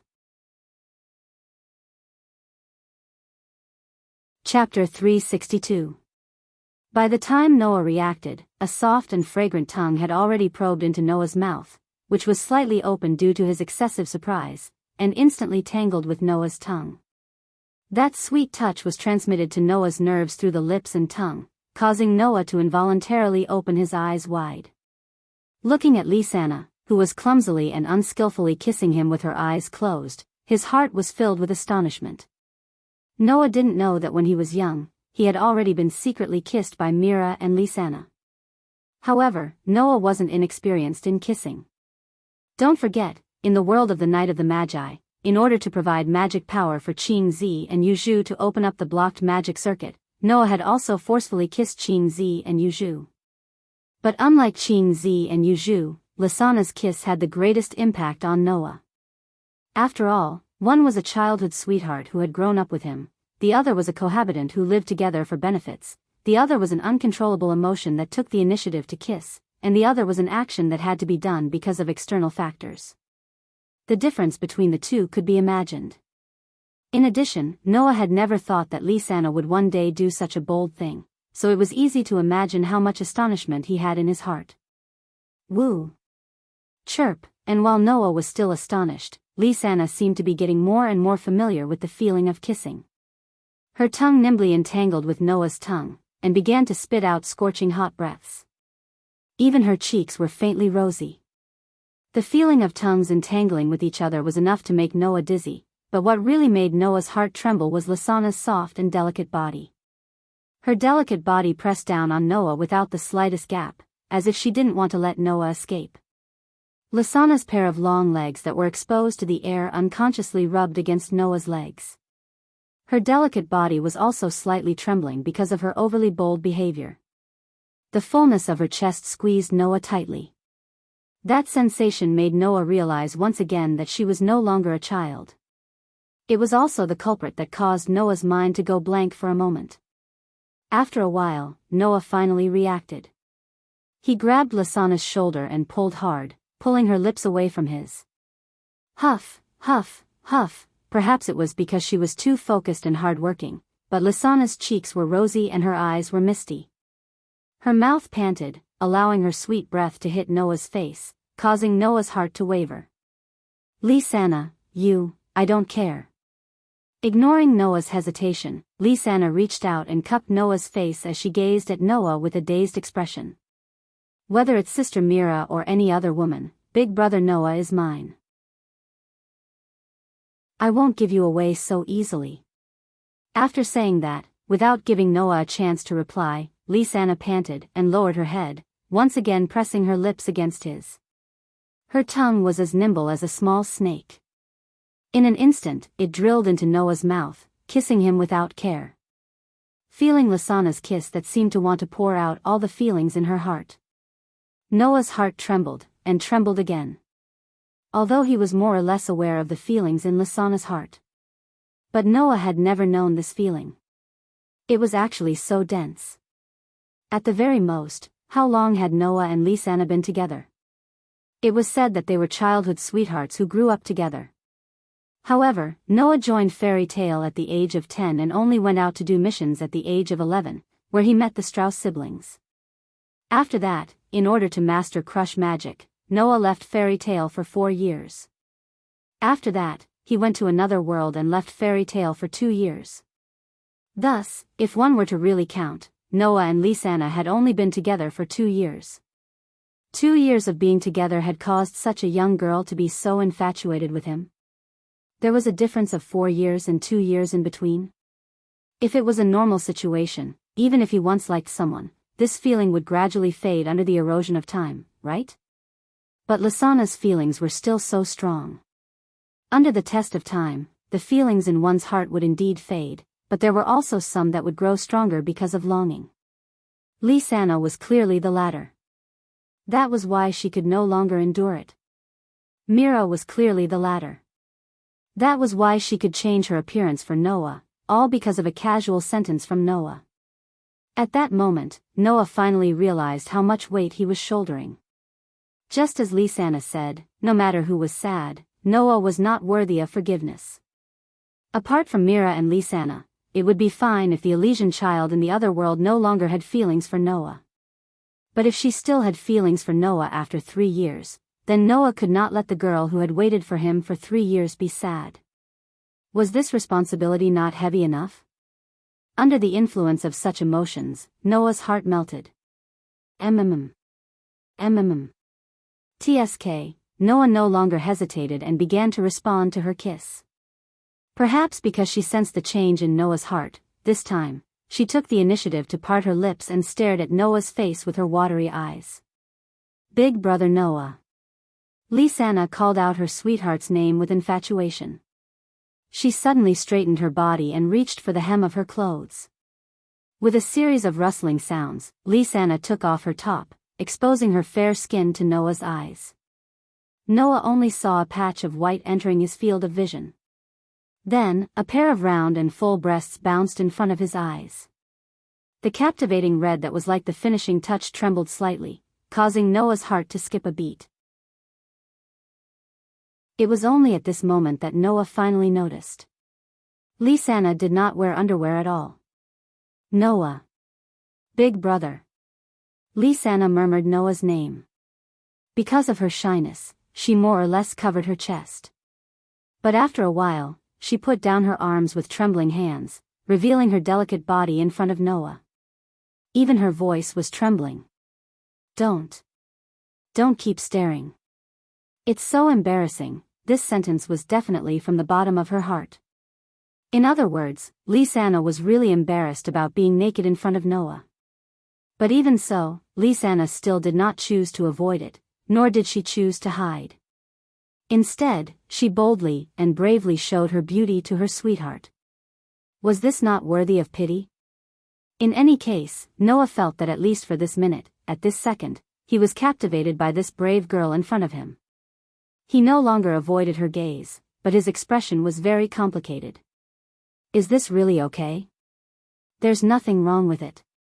Lisanna reached out and stroked Noah's cheek, her eyes shining with misty light. Other than big brother Noah, Lisanna doesn't want anyone else. Saying this, Lisanna directly hugged Noah, squeezing her pair of full breasts and moving her lips towards Noah. Please, big brother Noah, don't reject me. With that, Lisanna turned all the feelings in her heart into practical action and gave the most passionate and intense kiss to Noah. And of course, what Lisanna wanted to give to Noah was definitely not just a kiss. Thus, Noah found that his heart was beating vigorously for Lisanna. At this moment, Noah's heart was also occupied by a thought. Want her, don't want to reject her, no matter what, I can't reject her, I can't reject this girl who has given everything to me. Thus, the accumulated feelings in Noah's heart completely exploded. Ugh, as Lisanna gasped, Noah tightly hugged her delicate body, turned, and pressed her under his body, pulled up the quilt, and covered their bodies. Not long after, pieces of clothes began to fall to the ground. Until a certain moment, a cry of pain suddenly reverberated, igniting the night and causing the temperature in the air to rise slightly. The panting sound did not stop for a long time. Chapter 363. The next day, waking up from his sleep, the memories of last night suddenly surged into Noah's mind, causing Noah to be invigorated. The sleepiness in his body instantly disappeared without a trace. Hurriedly opening his eyes, Noah fiercely turned his head and looked to his side. Huff. Huff. In Noah's arms, Lisanna and Noah were covered under the same quilt. Her head was pillowed on Noah's arm, and her hands were tightly wrapped around Noah's neck. Her beautiful face was still slightly rosy, and there was still a teardrop hanging from the corner of her eyes. However, her expression was extremely peaceful, and she slept very soundly. Only Noah, who was tightly stuck to Lisanna, knew that under the quilt, not only Lisanna, but even he was in a state of being completely naked. Feeling the breathing of Lisanna in his arms, at this moment, Noah's heart did not have any ripples, only infinite pity. Because, for the entire night, the girl in his arms had been sacrificing herself and was tormented by Noah for the entire night. Presumably, this girl must be exhausted now. She won't wake up until noon, or even at night, right? Rest well. Noah patted Lisanna's head in his arms with extreme pity, and then left a light kiss on Lisanna's smooth forehead. Then, he tiptoed out of the quilt, picked up the clothes on the ground, and put them on neatly. Ugh! It was not known if it was because the loss of Noah's body temperature made Lisanna feel a little lost in her dream. Lisanna turned over, and her fair skin was exposed from the quilt that had slipped off, exposed to the air, while she murmured in her sleep. Big brother Noah. Seeing this, Noah smiled knowingly and covered Lisanna's body with the quilt again.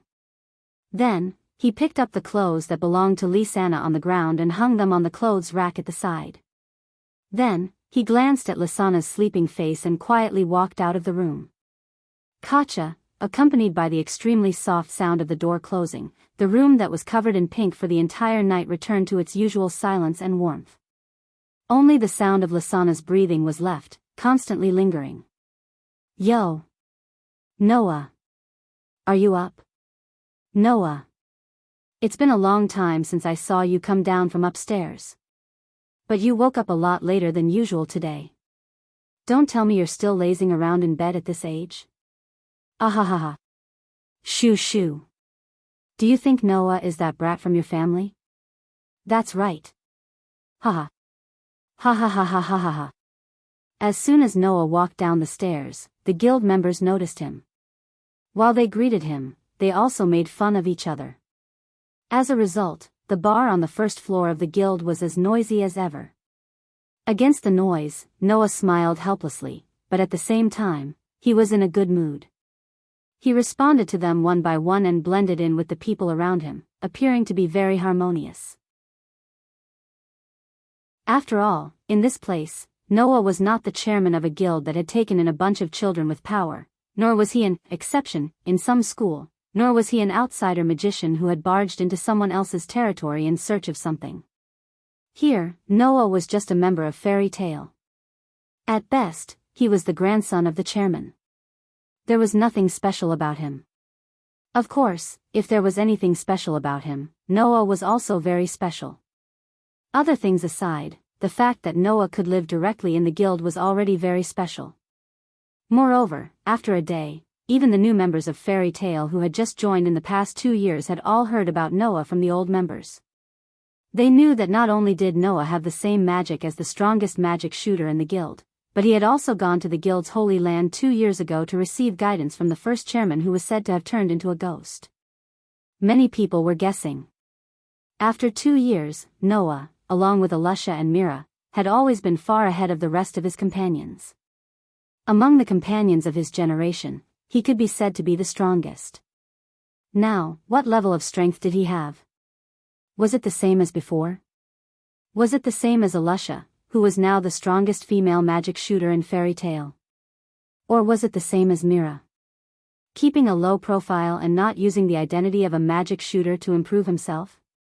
This was something that everyone was extremely curious about. Alusha, Naz, Gray, Lucy, Hubby, and others had already seen the tip of the iceberg of Noah's strength. They knew that Noah had been constantly improving himself in the past 2 years, and his strength had become unfathomable. In addition to knowing this, even Alusha and the others did not know how strong Noah really was. Probably, only Makarov more or less had some guesses after yesterday's conversation, right? In short, now, all the magic shooters in Fairy Tale were looking forward to seeing Noah's strength. Good morning. Mira, who was carrying a tray and serving drinks to the guild members, turned around and looked at Noah, who came down from upstairs with a smile. "Are you hungry? I'll prepare breakfast for you." How would it feel to see a popular masked girl greet him with a gentle smile when he woke up early in the morning? Other men would probably howl endlessly for this, and Noah might also be shaken. But when he thought of eating up the sister of the popular model last night, and now lying in his room sleeping, Noah felt uncomfortable for a while. No need. At that moment, Noah smiled and shook his head. "I'm not very hungry yet." "Even if you're not very hungry, you still have to eat breakfast." Mira came directly in front of Noah, raised her head, and her gentle eyes met Noah's gaze. Like a newlywed wife, she reached out and helped Noah straighten his collar. "Otherwise, it's not good for your health." "Yes." Noah could only stiffen his body and let Mira do as she pleased. It couldn't be helped. Apart from his relationship with Lisanna, Mira had changed too much, and Noah still hadn't completely gotten used to her gentleness. Coupled with his conversation with Lisanna last night, Noah found out about Myra's feelings for him, so it was normal for him to be a little unsure of how to react. But now that he consciously paid attention to Mira, Noah realized that Mira was really different from how she treated him and others. This could be seen from the envious and jealous gazes that were constantly cast at him when Mira was tidying up his collar. So Mira really does have that kind of feeling for Noah? No wonder Mira changed so much when Noah just left. I thought that after 2 years, Mira would no longer have that kind of feeling. Damn that Noah, I'm so envious. The guild, which had been very noisy until just a moment ago, returned to silence in an instant. Then, all kinds of pitch-black resentment emitted from the bodies of the members of the guild, mixed with all kinds of fragmentary chatter. It was chilling.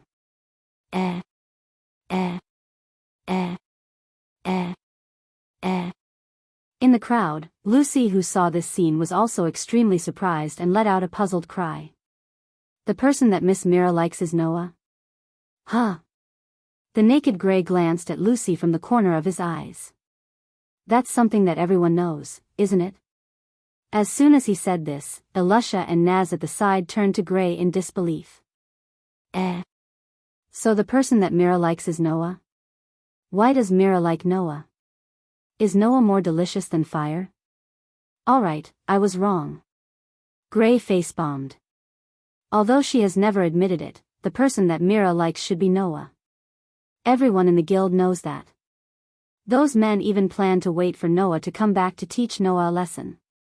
On the table, Habe held a fish and casually said to Gray while biting into it.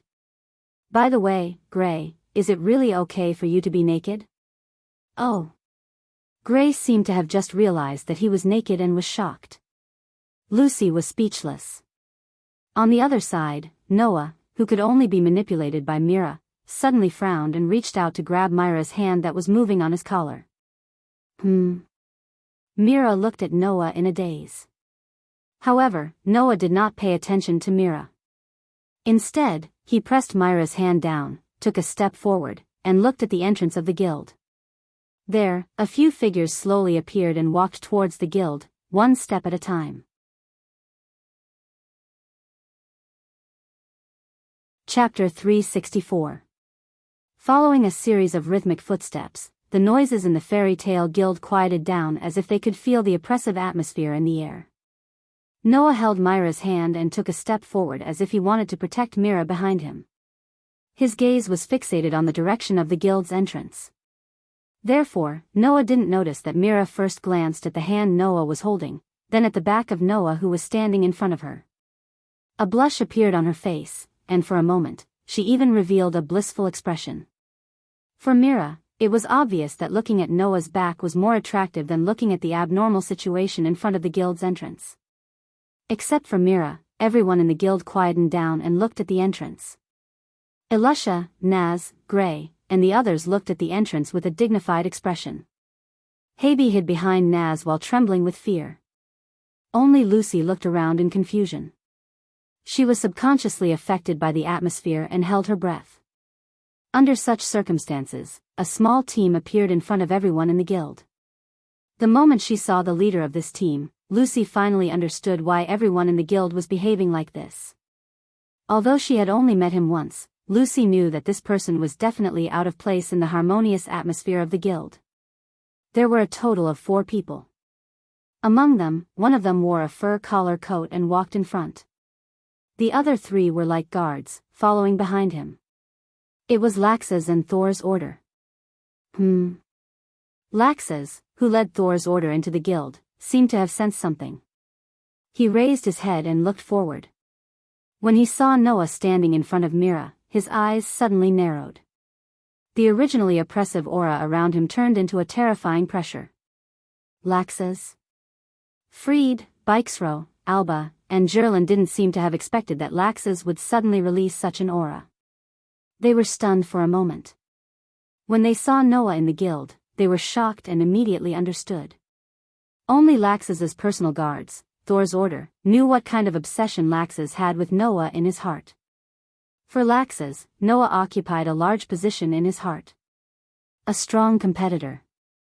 A person who may cause hindrance. An enemy who has the ability to pose a threat. An existence that must be defeated. Each of these identities made Noah the biggest demon in Lax's heart. In addition, Makarov had always disagreed with his philosophy, but valued Noah. It was imaginable how much of an eyesore Noah was to Lax's. On the other side, Noah fully activated his sensory ability, and included Lax's in the range of his sensory ability. Noah could clearly feel that compared to 2 years ago, Lax's magic had improved by leaps and bounds. In other words, Lax's had also become stronger and more dangerous than 2 years ago. Makarov's worry was indeed necessary. For now, Lax's might really have the power of a 10th saint, which was enough to rival Makarov. If Lax's planned to do something, then Makarov might not be able to stop Lax's. However, compared to the great improvement in his strength, Lax's had also become more dangerous than before. The violent aura that was constantly rolling around his body and the wild nature of a wild beast that was about to break out of its cage were all telling Noah that he was not going to let go of this opportunity. Lax's might have reached the limit of his patience and was about to do something wrong. For no reason, Noah had such an intuition. This caused Noah to narrow his eyes, and his body gradually relaxed. He glanced at the Thunder God clan, who were standing behind Lax's and looking at him with vigilant expressions. He curled his lips into a smile and turned his head to look at Mira. "Didn't you want to prepare breakfast for me?" Mira blinked her beautiful big eyes and smiled sweetly. "Okay, please wait a moment." Leaving this sentence, Mira turned around and walked in the direction of the bar. It was also at this moment that a bolt of lightning, like a thunderbolt, flashed through the space and appeared in front of Noah. The next moment, a fist flashing with lightning suddenly appeared, bringing along a burst of crackling sound and a sharp sonic boom, fiercely falling on Noah's head. Bang! In the midst of a muffled sound, a burst of lightning and a strong impact wind with Noah as the center suddenly shook the surroundings.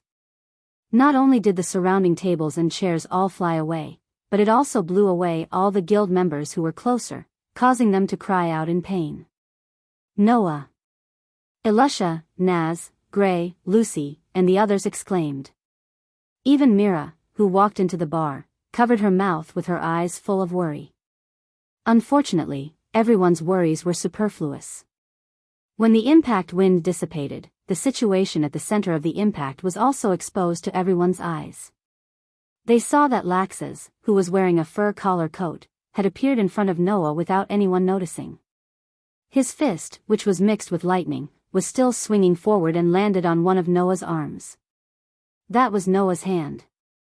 Raising one hand in front of himself, Noah easily blocked Lax's powerful blow with his wrist.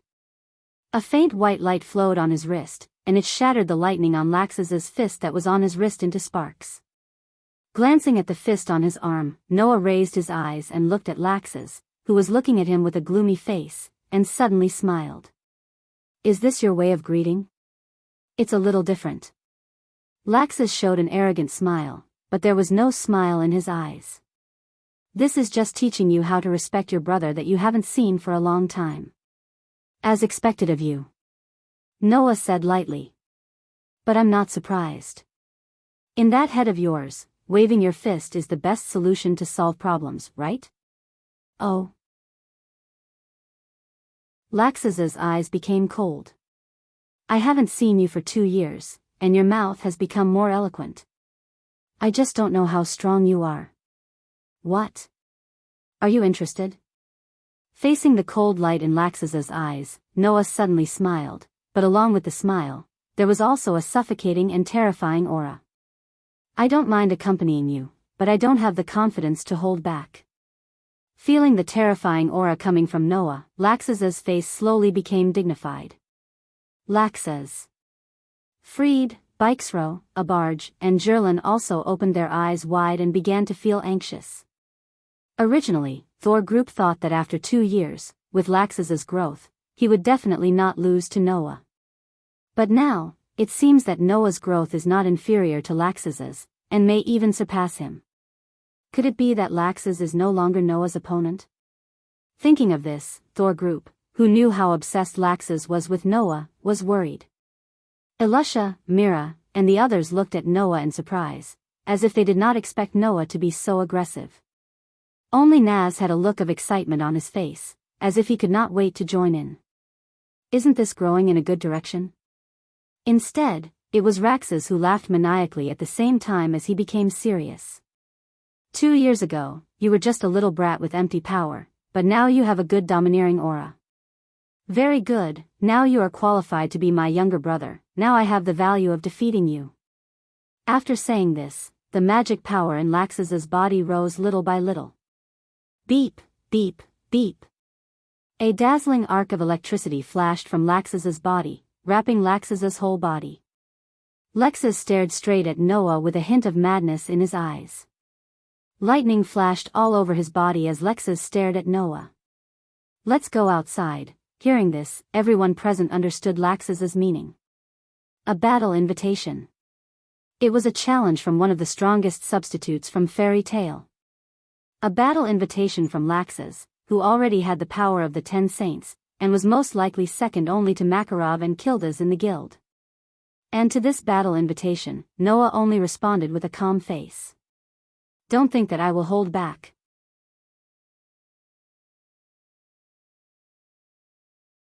Chapter 365.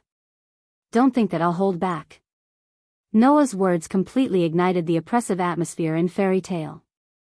Looking at the two brothers confronting each other in the middle of the field, many guild members swallowed their saliva. Even Elusha, Mira, and the others couldn't help but hold their breaths. Laxus could be said to be an outlier in Fairy Tale. In Fairy Tale, Raxus had never had a close relationship with anyone other than the members of Thor's order. In fact, he had even made enemies with almost every single one of them. He was an existence that many people in Fairy Tale hated. Although they said so, no one in Fairy Tale would deny Laxus's strength. In Fairy Tale, there were currently a total of 5 S-rank sorcerers in the guild. Other than Kildas, who was recognized as the strongest, and Mira, who hadn't been active as a magic shooter for 2 years, Laxus, Elusha, and the remaining S-rank magic shooter were known as the 3 strongest candidates in Fairy Tale. It meant that they could replace Kildas at any time. However, even though they were all S-rank magic shooters, the gap between them was still very big. Just like Laxus. Based on the strength of Laxus's perception ability, Noah could sense that Laxus definitely had the strength to be rated as one of the 10 great saint magic shooters. Another example was Kildas.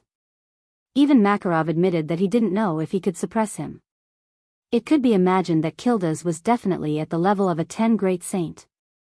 However, the so-called 10 great saint magic shooters were only chosen by the people of the council. They believed that they were the strongest, most famous, and most upright magic shooters in the continent. Among the 10 great saint magic shooters, there were those who weren't good at fighting, and those who were good at fighting. And of course, these 10 great saint magic shooters who were good at fighting were far stronger than ordinary S-rank magic shooters. Although Kildas and Laxus were both S-rank magic shooters, regardless of reputation or conduct, they weren't recognized by the council. Naturally, they weren't able to obtain the title of one of the 10 great saint magic shooters. However, from Noah's point of view, in terms of strength, Kilda's, and Lax's undoubtedly had the ability to become one of the 10 great Saint Magic shooters. Even among the 10 great Saint Magic shooters, the difference in strength between the number 1 and number 10 was like the difference between heaven and earth. How could there not be a difference between S-rank magic shooters? If Lax's had the strength to be ranked one of the 10 great Saint Magic shooters, even if he himself was an S-rank magic shooters wouldn't be a match for him. Of course, the ordinary members of the guild didn't know about this yet. However, as far as they knew, Lax's had already become an S-rank magic shooter 7 years ago. Now, 7 years later, his strength was even more terrifying. Could Noah defeat Lax's? Just as Mira, who was a little worried, was about to say something to stop this duel, Noah suddenly changed the topic in the arena. That's true, but let's forget about it for today. With that, Noah immediately retracted his hand that blocked Lax's fist. The mana and aura on his body instantly vanished without a trace. He was just like an ordinary person, weak and powerless. The onlookers who did not expect Noah, who had been so aggressive, to suddenly stop were stunned. Lax's was even more furious, as if he had been insulted. Beep, beep, beep. Suddenly, the electric arcs that flashed on Lax's body became even more violent. Are you trying to escape? The furious Lax's growled at Noah. Do you think I'll allow that? Hearing that, Noah still didn't use any mana. He turned his head and looked at Lax's with a mocking gaze. Seems like I've overestimated you, Lax's. Don't you have the ability to pay attention to your surroundings? Hearing that, Lax's was startled at first, then his expression changed. He suddenly raised his head and looked in the direction of the second floor. On the second floor's railing, Makarov sat there and looked downwards with a gloomy face. Everyone could feel the anger that permeated around him. 2 years have passed, Lax's. You've indeed become stronger, but your naivety hasn't improved with your age, Noah said sympathetically. Once you're in a battle, you only have eyes for your opponent, but you ignore the possibility of enemies around you. Once you have someone to pay attention to, you will ignore the people around you. Just like how you blindly worship strength, but you don't pay attention to the things that are more important than strength. Lax's, you're the older brother, don't let me, the younger brother, lecture you. Lax's body trembled as he stared at Noah with bloodshot eyes. But, what could Lax's say? Although they were in a battle, although they were in his own guild, Lax's didn't notice anything that could possibly affect the battle. Since Makarov appeared here, it was impossible for him to watch the two brothers fight.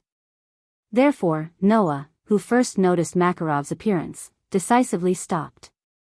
Compared to Noah, not only did he not notice Makarov's appearance, but he also yelled at Noah because of it. He was like a stray dog. How could he lose by just 1 or 2 rounds? Even if they didn't fight, Noah had already proven himself. He had proven that he was better than Lax's. The truth was right in front of him. What could Lax's say? But, this fact made Lax's anger completely erupt. Are you going to stop me again, old man? Driven by anger, Lax's roared at Makarov's direction. Do you think you can still stop me now? Makarov closed his eyes, and after a while, he suddenly opened them, his old eyes flashing. You've all grown up, I really can't control you. If that's the case, then get out of my way. Lax's shouted without hesitation and pointed at Noah. I must prove that I'm the strongest in this guild. Do you still know that you're a member of this guild? Makarov roared. Even if I, as your grandfather, can't stop you, as the guild leader, I won't watch the members of the guild fight. Lax's, don't challenge my bottom line. Lax's clenched his fists and stared at Noah, his eyes filled with madness and anger, as well as a strong sense of unwillingness. If it was any other place, Lax's would have attacked without hesitation. But this was Fairy Tale, the guild that Lax's valued. Just as Noah thought, Lax's had always valued Fairy Tale, but because of some influence when he was young, Lax's was just like Noah said, a naive person, a child who would never grow up. Who would know that Lax's worshipped strength to prove that he wasn't just the grandson of one of the 10 saint magicians, Makarov, but that he relied on his own hard work? Who would know that Laxus only wanted to strengthen Fairy Tale, but his thoughts were twisted, and he felt that the existence of weaklings would endanger the reputation of Fairy Tale. Aside from Noah, even Laxus himself didn't realize all of this. But it was undeniable that Laxus valued Fairy Tale very much. Thus, the crackling of electricity on Laxus' body gradually weakened. Taking a deep breath, Laxus forced himself to calm down. He raised his malicious eyes and looked at Noah. One day, I will prove that no matter if it's you, that old man, Mishgang, Elusha, or even that pretentious demon, I will not lose to any of you. I am the strongest. Leaving these words, Laxus turned around without hesitation and walked out of the guild. Laxus, Freed, Bikesro, and Albarge glared fiercely at Noah, and then hurriedly followed behind Laxus and left the guild. Looking at the backs of Laxus and the 4 members of Thunder God's Council, everyone in the guild was silent for a long time.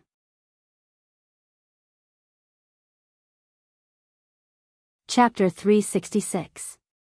A heavy atmosphere filled the air of the Fairy Tale Guild. Because of the appearance of Laxus, the joy that had always filled the Fairy Tale Guild had disappeared without a trace. What was left was only depression.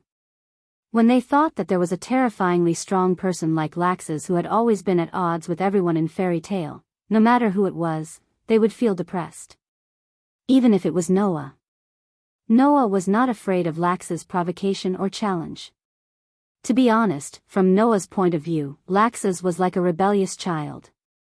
The lessons of adults would only stimulate the rebellious heart in his heart, so the best way was to scare him and wake him up. Otherwise, he really didn't know how long it would take for Laxus to wake up.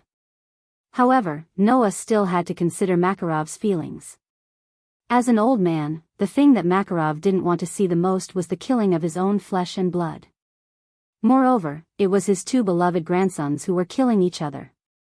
If it wasn't because of this consideration, not to mention the guild leader coming out to stop it, with Noah's current strength, even if the Emperor came, he was afraid that he wouldn't be able to stop Noah.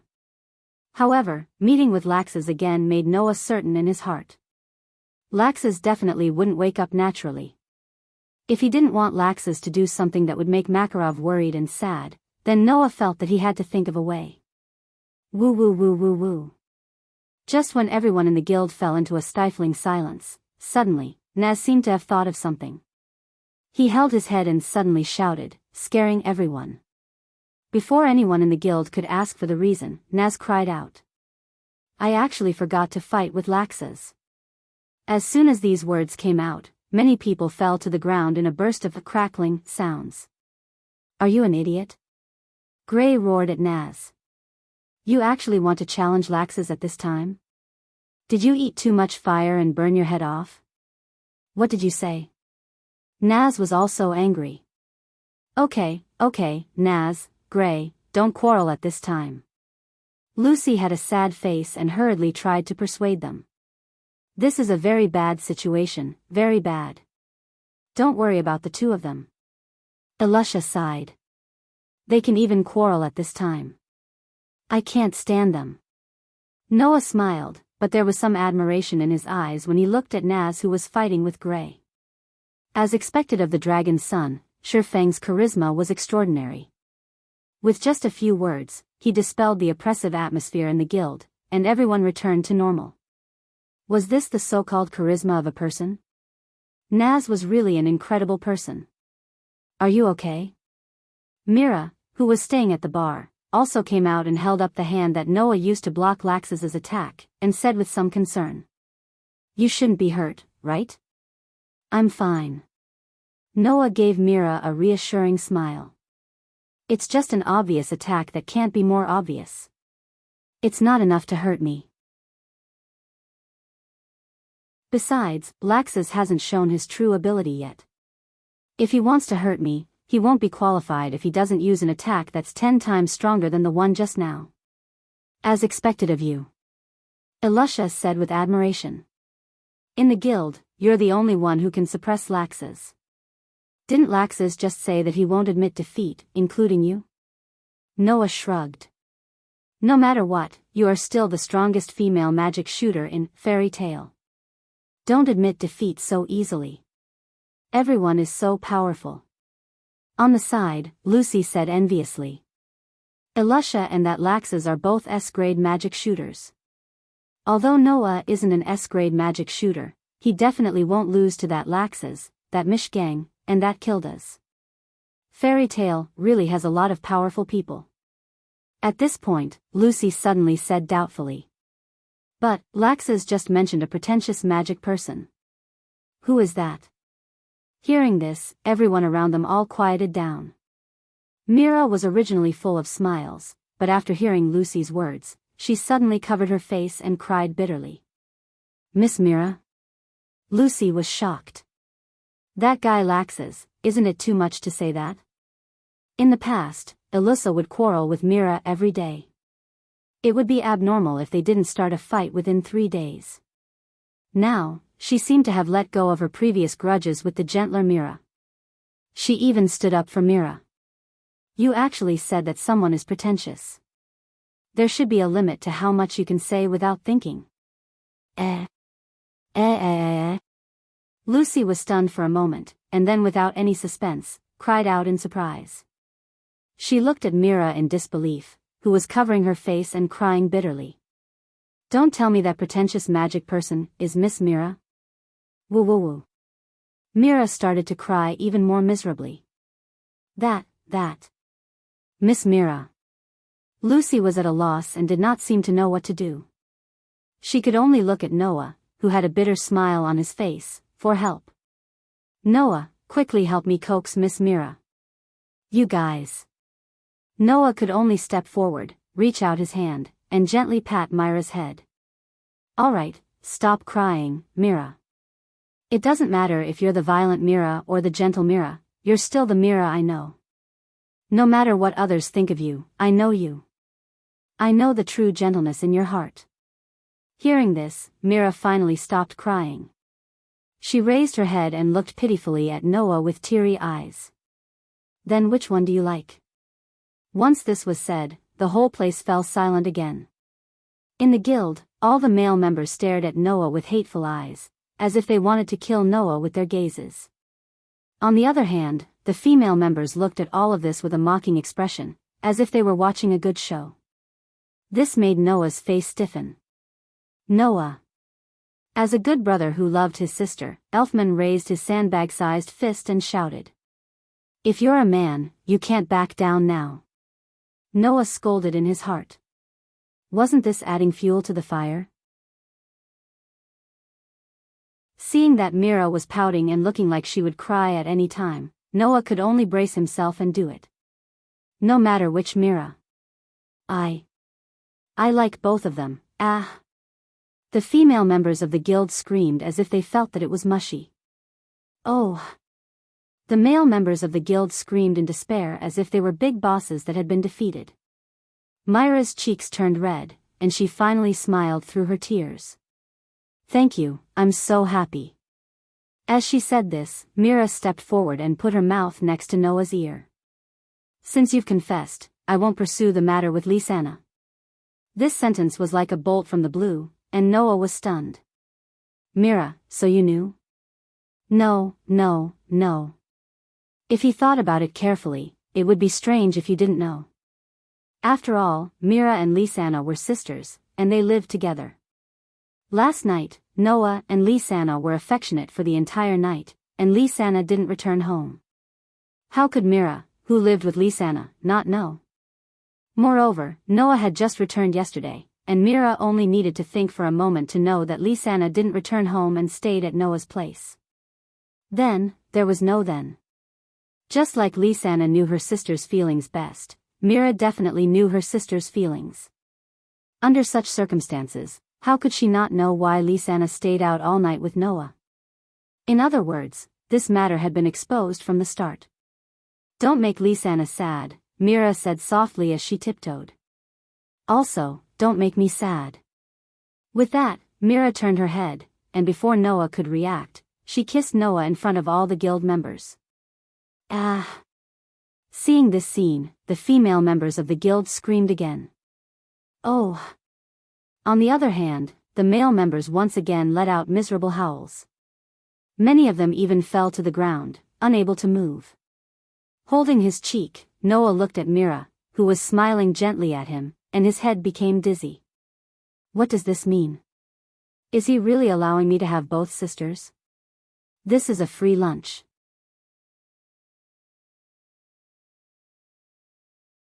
Chapter 367. As a result, Noah was teased by those who were familiar with him and those who were unfamiliar with him for a whole day because he had confessed to Mira in front of everyone in the guild.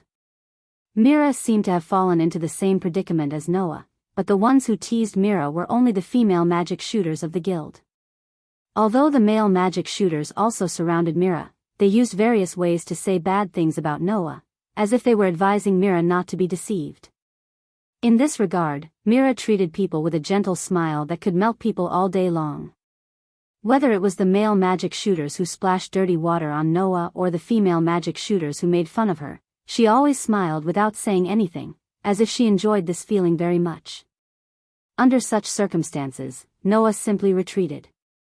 Originally, Noah wanted to see if he should accept some commissions today and go out to work, but after Mira and Laxus made such a fuss, he lost all interest.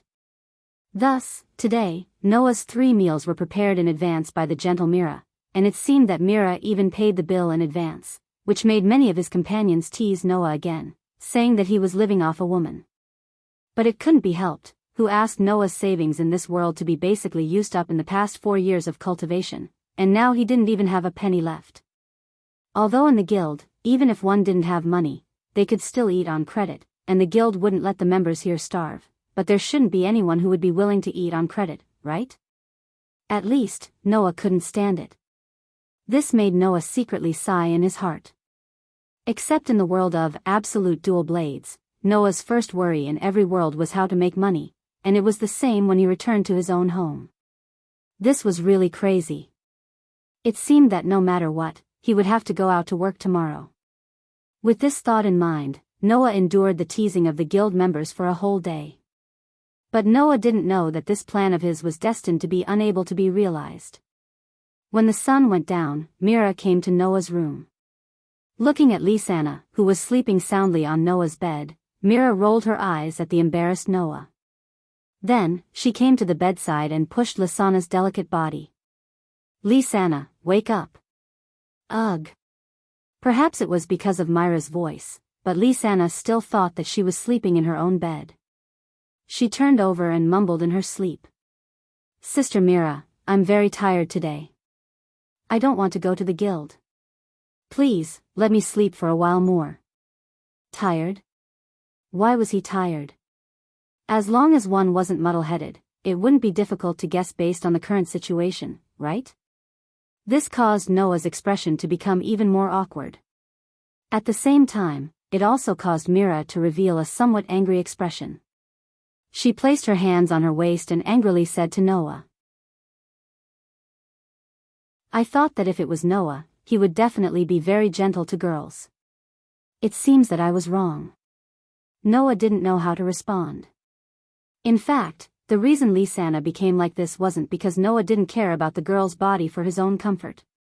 Most of the blame lay with Lisanna. Perhaps it was because she had suppressed her feelings for Noah for too long and had suddenly burst out, or because she knew that Noah had been confessed to by another girl, but last night, Lisanna had unexpectedly taken the initiative. That passion was something that even Noah couldn't take. Of course, it wasn't his body that couldn't take it, but his mind. That was why Lisanna's boundless passion last night didn't just make Noah feel good, it also made her feel satisfied and exhausted. Hence, Lisanna had to bear at least 70% of the blame for this. However, Noah wouldn't push all the blame away because of this. Even if it was because of Lisanna's initiative, the one who tormented Lisanna like this was him.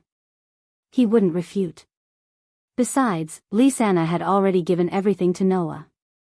Couldn't Noah bear the scolding of his sister? That wasn't what Noah would do. What should we do now? Mira was a little distressed. Lisanna hasn't been home for a night. We can't let her spend the night outside. Otherwise, Elfman will definitely be worried. I think it's better not to wake Lisanna up. Noah said weakly. I can send Lisanna back. Is that so? Mira tilted her head and made a cute expression. Then, she said helplessly, "That's the only way." After saying that, Mira went to the clothes rack and took down all of Lasana's clothes. She turned around and sat on the bed. Her beautiful eyes glanced at Noah and her cheeks puffed up. Looking at a girl changing clothes isn't something Noah would do. Hearing that, Noah could only bitterly smile and turn around. He couldn't help but feel sad. At this time, what part of your sister haven't I seen? I've touched her all over. This sentence could only be said in Noah's heart. He couldn't say it out loud. After all, Noah's sharp senses could still feel the displeasure in Myra's heart. Whether it was because her sweetheart had the most intimate relationship with a girl other than herself, or because her most beloved sister's body was taken away by someone else, it was obvious that Mira wasn't as indifferent as she looked on the surface. She just couldn't make things difficult for him. Like Lisana, Mira was actually very conflicted in her heart. The person her most beloved sister liked was her sweetheart. Mira, who didn't want to see her sister sad, could only choose to give up or be like Lisana and choose to ignore and escape. Mira and Lisana, as sisters, only had one thing in mind. That was, they didn't want to be sad, and they didn't want their closest sister to be sad. So, both of them subconsciously avoided making a choice and threw Noah a sentence that best expressed their feelings. "Don't make us sad." That was all. As for sharing a husband with her sister, perhaps the two girls already had a certain level of awareness in their hearts. It was just that they were still in the stage of accepting it. Noah, Mira, and Lisana didn't know what the final outcome would be. They could only let nature take its course. When Noah carried the sleeping Lisana on his back and walked out of the guild with Mira, the sky was already completely dark. "Seems like we've wasted a lot of time." Mira looked at the sky and said worriedly with one hand on her face, "I wonder if Elfman has eaten properly." Looking at Mira, who was sincerely worried about her brother and sister, Noah realized that as long as he was with Mira, his heart would be touched all the time. The gentle Mira in front of him had changed into this because of him. While Mira was able to express her gentleness and cuteness with every action, her concern for her family remained unchanged. Just like Noah said, Mira was gentle from start to finish. She could become a violent girl to protect her brother and sister, but she could also become impeccably gentle because of a single sentence from her sweetheart. That was enough to prove that there was a gentleness in her heart that outsiders couldn't detect. It was precisely because of this gentleness that came from the bottom of her heart that Mira was able to completely transform herself in just 2 short years. This was because Mira had always had a gentleness hidden in the depths of her heart. But now, that gentleness was no longer hidden. It was all on the surface. It was also because of this that Mira was able to affect Noah's heart all the time like she was now. "Elfman is no longer a child," Noah said to Mira with a smile as he hid this feeling in his heart. "I believe that he will take good care of himself." Haha.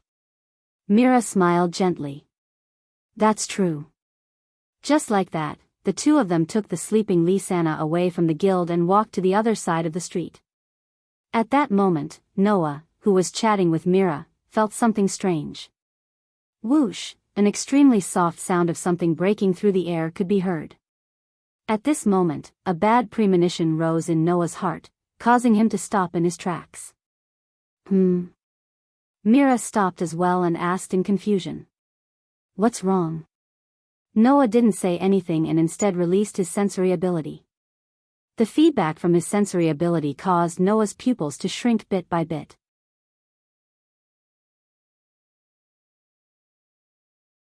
Chapter 368. Shio. As Noah expanded his sensing ability, the faint sound of something breaking through the air suddenly became sharp. Hearing the sound of something breaking through the air, Noah's first thought was, "There's an attack." However, this attack was clearly not directed at Noah. Otherwise, Noah's sensitivity towards danger would not have allowed him to not sense it until now. Furthermore, the attack did not come in Noah's direction. Instead, it came from quite a distance away. It was because of this that Noah was a little slow to react. However, even though he was slow to react, Noah's heart still had a bad premonition. Coupled with the feedback from his sensing ability, Noah's heart trembled. He quickly turned around and looked at the end of the street. Over there, the guild building belonging to Fairy Tale stood tall under the moonlight. Around the Fairy Tale guild building, iron rods that were thicker than pillars cut through the air. They flashed through the night sky and landed on top of the guild building with a sharp whistling sound. Peng peng peng peng peng. Amidst a series of dull thuds, the thick iron rods from all directions smashed into the Fairy Tale guild building and stabbed into it, causing pieces of wood to shatter and fall to the ground with a crackling sound. It was only a matter of a moment. In that moment, the guild that was established during the era of the first guild leader of Fairy Tale, under the attack of the iron rods, turned into ruins. Kacha, the guild sign with the words Fairy Tale on it, cracked open with a crisp sound. It was as if it had been smashed, and half of it was shattered. About 200 to 300 meters away from the guild building of Fairy Tale, Noah watched all of this happen with a buzzing sound in his head. His mind went blank. Was it destroyed? Fairy Tale was destroyed? Everyone's guild was destroyed? His home was destroyed just like that? Liar. Beside Noah, Mira, who also saw all of this with her own eyes, covered her mouth. Her eyes were filled with disbelief, and even her delicate body was trembling. Our guild, due to the distance, Fairy Tale's guild building was only the size of a palm in the eyes of Noah and Mira. However, this palm-sized guild building was turned into a dilapidated building in an instant. Mira could clearly see the thick iron rods that were inserted into the palm-sized guild. Although there was no way to confirm the exact damage of the guild building, but looking at the shape of a hedgehog, it was most likely that the guild building was already full of holes. Pung! Just as Mira was staring blankly at everything, there was an explosion beside her. A burst of magic power that was as violent as a hurricane suddenly surged out like a wave of stormy wind. Mira was startled awake and instinctively looked at her surroundings. She saw that Noah, who was carrying Lysana on his back, had his head lowered. A terrifying magic storm expanded from his body like a volcanic eruption and spread in all directions. It seemed to be deliberately avoiding Mira and Lysana, bypassing the two girls and spreading in all directions. That magic was so terrifying that even Myra's heart violently shrank. Of course, this was not the most terrifying thing. The most terrifying thing was that, along with the monstrous magic, there was also a terrifying aura that even Laxus could only look at from behind, and a murderous aura that could frighten ordinary people out of their wits. Slowly raising his head, Noah's dark eyes were filled with unprecedented rage, but his face was still calm. He controlled his magic, aura, and murderous aura, not letting them affect Mira and Lysana. Then, he handed the sleeping Lysana to Mira. "Take good care of Lysana." After saying that, Noah turned around. Behind him, a blue flame suddenly appeared out of nowhere and turned into two pairs of pitch-black wings that equipped Noah's back. Whoosh! In the next second, the magician in the form of the Death Feather on Noah's back spewed out a large amount of black light, which turned into a substantial propulsive force, causing Noah's figure to soar into the sky. With a turn, he rushed towards the direction of the guild like a stream of light. Mira finally reacted.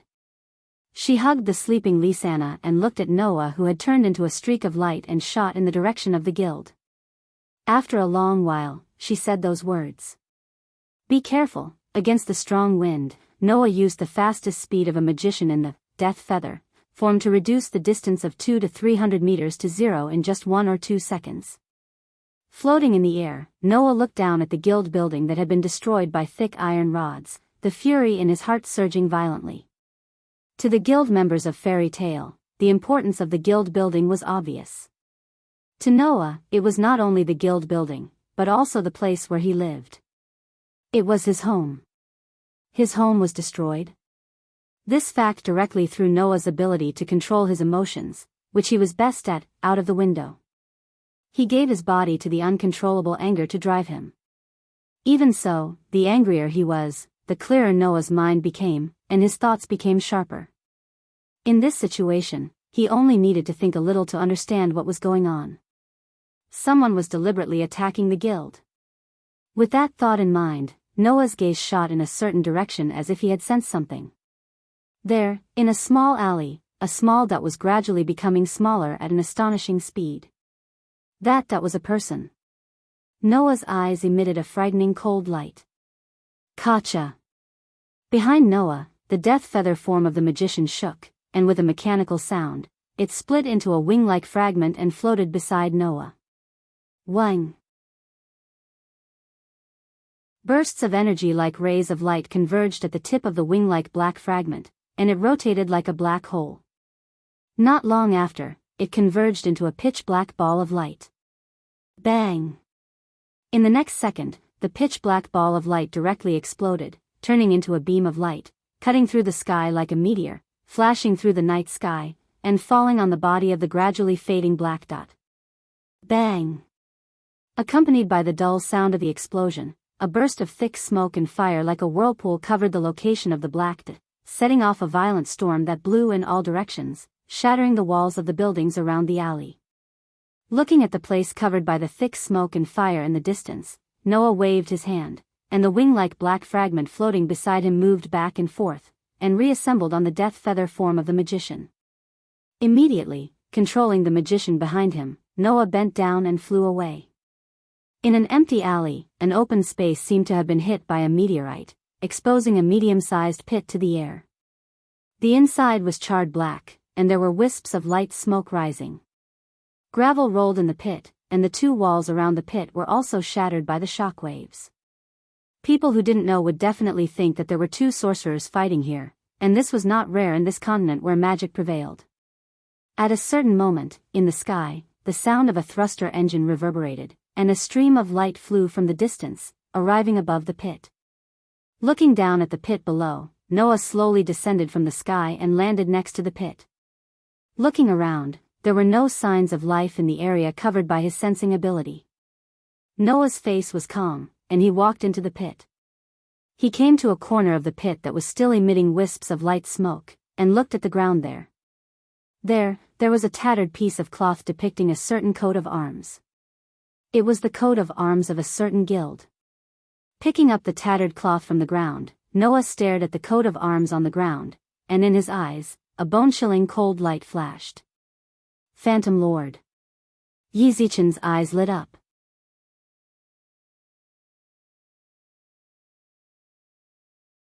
Chapter 369. When the sun rose once again, all the guild members gathered in front of the entrance of Fairy Tale, which had been battered black and blue by a thick iron rod. Looking at the miserable state of the guild in front of them, they couldn't help but avert their gazes. At the front of all the guild members, Makarov closed his eyes tightly. His expression was calm, but the hand that was holding the cane was trembling at an imperceptible frequency. It was obvious that his heart was extremely unsettled. Bang! In the crowd, Nazi clenched his fist and slammed it on the ground, creating a fist-sized hole in the ground. His face was filled with uncontrollable rage. Phantom Lord. Nazi's roar reverberated in the air, causing many people to be enraged as they clenched their fists tightly. Perhaps, many people were like Naz, roaring the name of the guild that hoped to be cut into pieces thousands of times in their hearts. This is too much. Lisanna hugged Mira tightly as if she didn't want to see the miserable state of the guild. She buried her head in Myra's arms. How can they do this? Mira hugged Lisanna back and gently patted her head. Her usually gentle face was also filled with sadness. It was obvious that she felt extremely uncomfortable in her heart. Even Alusha, Lucy, Gray, Elfman, Karna, Lebby, Hubby, and the others lowered their heads in silence. They couldn't bear to see the miserable state of the guild and kept silent. Fairy Tale and Phantom Lord didn't have a good relationship to begin with. This was something that even outsiders knew.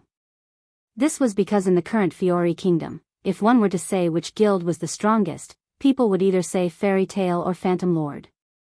The two had always been competing for the position of the strongest guild, and neither was willing to submit to the other. Of course, Fairy Tale was simply unwilling to submit to Phantom Lord. However, Phantom Lord was extremely hostile towards Fairy Tale. Compared to Fairy Tale, Phantom Lord not only had a longer history, but also had many branches under his command. It could be said that they had the most members of any guild in the Fiori kingdom. In Phantom Lord's view, Fairy Tale was not only a new guild, but also had a small number of members. They didn't even have a branch, so how could they compete with them for the position of the strongest guild? But it was undeniable that although Fairy Tale had a small number of members, they had a lot of strong players. Kildas, Laxas, Mishgang, Elusha. Any one of these people had the ability to destroy all of the Phantom Lord's branches. Under such circumstances, who would dare to say that Fairy Tale was weak? It was also because of this that Phantom Lord, who was jealous of Fairy Tale for having too many strong players, was so hostile towards Fairy Tale. In addition, Makarov had once fought with Phantom Lord's guild leader and won. Since then, Phantom Lord had been looking for trouble with Fairy Tale. This could be seen from the fact that Noah had been attacked by Phantom Lord when he was young. However, no one would have thought that the Phantom Lord would directly attack the Fairy Tale's guild building. It must be known that the council had explicitly stated that guilds were not allowed to fight privately. Otherwise, the punishment would be light and the guild could even be disbanded. As such, who would have thought that the Phantom Lord would still dare to attack the guild? Even Noah could only watch helplessly as his guild was destroyed because he had not thought of it, right? Sigh. After an unknown amount of time, Makarov finally sighed and his tone returned to normal. Immediately get someone to repair the guild. Before the guild is repaired, everyone should clear out the underground warehouse and use it as a temporary workplace. What about Phantom Lord? The hot-headed Naz shouted without hesitation. Let's go and wipe them out. Naz. Makarov's expression did not change and he still sighed. This matter ends here. None of you are allowed to privately seek revenge. What? This time, not only Naz, but everyone else in the guild exclaimed. Guild Master. Elusha stepped forward and looked straight at Makarov. You mean, we're just going to let it go? Impossible. Without waiting for Makarov to answer, Naz roared. If I don't send those fellows flying, I will definitely not give up. Naz. Hubby called out with some worry. Calm down, Naz. Lucy also spoke quickly, but there was also a trace of sadness in her eyes. This is the guild master's order. I don't care. Naz, whose heart was filled with anger, said bluntly. If none of you are going, then I'll go. Calm down. Stinky fire. Gray couldn't stand it anymore. Do you know what you're talking about? Do you want to violate the guild master's decision? Naz seemed to want to say something, but he was stopped by Elusha. After taking a deep breath, Elusha regained her composure. If this is the guild master's decision, then we all have to abide by it. Naz, you should understand what I will do if you mess around, right? The veins on Naz's head bulged, and in the end, he could only growl sullenly. Damn it. Under Naz's unwilling growl, many people closed their eyes sadly. Who would be willing? But Makarov's decision was right. After all, private conflicts between guilds were prohibited. In order to protect the guild, they could only swallow this anger into their stomachs. Of course, it was also because there was no one in the destroyed guild. If someone was injured, Makarov would never tolerate it. If the building was destroyed, then Makarov's decision was destined to be only one. Endure. However, even if Makarov could endure it, it didn't mean that others could.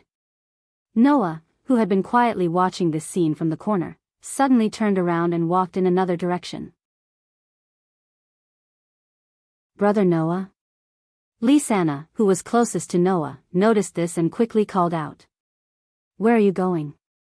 With one sentence, everyone's gaze was attracted to Noah. Noah. Mira, who felt a bad premonition, also spoke. Don't be impulsive. Noah. At the front of the crowd, Makarov shouted without turning his head. Come back here. Noah stopped in his tracks and turned around. His face was as calm as the calm before the storm. It was a face that struck fear in others. I'm sorry, Grandpa. To you, this is just a guild being destroyed, but to me, it's my home being destroyed. Since that's the case, it's normal for me to go and ask for some compensation. Besides, if I go alone, it won't be considered a conflict between guilds, right? What do you mean? Makarov was startled and turned around abruptly. You want to challenge a guild by yourself? Hearing this, Noah laughed. His laugh was unusually cold. Noah turned around and left only one sentence. One person is enough. With that, Noah strode forward and disappeared at the end of the street. Seeing this, Makarov sighed again. Mira and Lisanna looked at each other and placed their hands in front of their chest, as if praying for Noah's safety.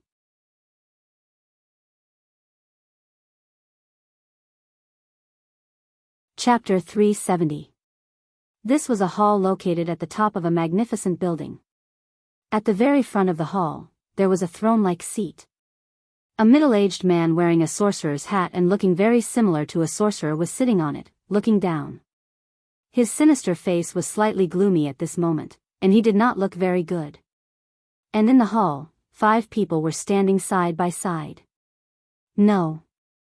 It should be said that there were 4 people standing side by side, and the remaining person was kneeling on the ground with one knee. His whole body was in tatters, and one of his hands seemed to have been burned. His whole body was charred black, and blood was dripping out. It seemed that his injury was not light. If there was someone in the know here, they would definitely be able to recognize the identity of the people here. Sitting on the throne-like seat was the president of the Phantom Lord, like Makarov, who also had the title of one of the 10 Saint Archmages, Joseph Bala. And standing side by side in the hall were the 4 S-rank Archmages of the Phantom Lord, who had the title of 4 Elements Aliyah, Julian, Saul, and Bun Bun Ball. As for the one kneeling on the ground with his hands still dripping with blood, it was the existence of a Phantom Lord, who was known as the strongest Archmage Gadula Late Fox. However, this existence known as Phantom Lord, who was known as the strongest Archmage, didn't seem to be in a very good condition. This was also the main reason why the guild leader of the Phantom Lord, Joseph, had such an ugly expression on his face. You said that after you attacked Fairy Tale last night, someone attacked you? That's right. Gadula's expression was also unsightly. His eyes were filled with savagery, and there was even a wild rage surging in them. At that time, I had already started to withdraw, but I was suddenly attacked. If I hadn't noticed the strange smell in the air and dodged in advance, now, I wouldn't be as simple as just being injured. You're saying that not only does someone in a fairy tale have the ability to injure you like this, but they can also attack you without you noticing? Joseph said in a low voice. Who is it? Laxas? Mishgang? Or that fairy queen Elusha? It shouldn't be that Kildas who travels all year round, right? Could it be Makarov himself? Joseph could only think of these people. After all, Joseph knew of Gadula's strength. In the fairy tale, there was absolutely no one else who could silently injure Gadula like this with a single attack. Joseph was very confident of this point. After all, as a guild that had always been hostile towards him, any information regarding Fairy Tale was of utmost importance to Joseph. Therefore, Joseph was confident that unless it wasn't someone from Fairy Tale, only the existences he could think of could hurt Gadulu in one strike. Unfortunately, Joseph made a mistake this time. After 4 years of hard work and 2 years of traveling, Noah had long faded out of the sight of the people who paid attention to Fairy Tale. His fame was lower than Naz, Gray, and the others, so it was naturally impossible for him to enter Joseph's eyes. Sad, really sad. Aliyah's voice was sobbing as if she could cry at any time. I really feel sad for Mr. Gadulu. Julian doesn't think it's President Makarov. Julian, who was holding an umbrella, said with a somewhat melancholy expression. If that person personally attacked, Mr. Gadulu would definitely be able to detect it. That's true. Bunny Ball, who had a sword at his waist like a warrior, said in a deep voice. I heard that Makarov's magic is the type that makes a lot of noise. If he attacked Mr. Gadulu would definitely be able to detect it. No. No. No. Thor, who was dressed like a gentleman, said with a smile while twisting his body like a clown. Then it's Lax's, Mishgang, or Elusha, right? Is that right? Hearing the words of the four elements, Gadgelu raised his eyes filled with ruthlessness and coldly looked around. Shut up. Hearing that, whether it was Aaliyah, Julian, Bunny Ball, or Thor, they all obediently shut their mouths. Obviously, even the four elements were afraid of Gadgelu. You're so long-winded. If I knew who it was, would I still need to stand with you with such an ugly appearance? Gadgelu spat out a mouthful of saliva and said bitterly. Remember, don't let me know who you are. As soon as these words were spoken, everyone present sensed it. The ground, just now, shook. Bang! Immediately after, an explosive sound reverberated from below and entered the ears of everyone present. Joseph narrowed his eyes and smiled. Could it be that Fairy Tale is here? Oh. Gadgelu giggled, and that smile was extremely cruel. I thought it would take more effort to lure them here, but I didn't expect it to be so easy. Sure enough, Fairy Tale is only at this level. Hearing Gadgelu's words, the four magic shooters of the four elements looked at each other. At this point, it was easy to guess what was going on. It felt like the Phantom Lord's attack on Fairy Tale was all planned out, and it wasn't because of a momentary conflict. If Makarov really attacked, it would save me a lot of trouble. Joseph smiled gloomily. But before that, let's make sure. Saying this, Joseph stood up and looked down at the 5 people below. I'll leave this place to you guys. If it's just the people from Fairy Tale, then cripple them all. Just remember not to kill them. If Makarov is also here, then we'll proceed according to plan. Yes. Aaliyah, Julian, Bunny Ball, and Saul all responded at the same time. As for Mr. Gadgelu, Joseph frowned.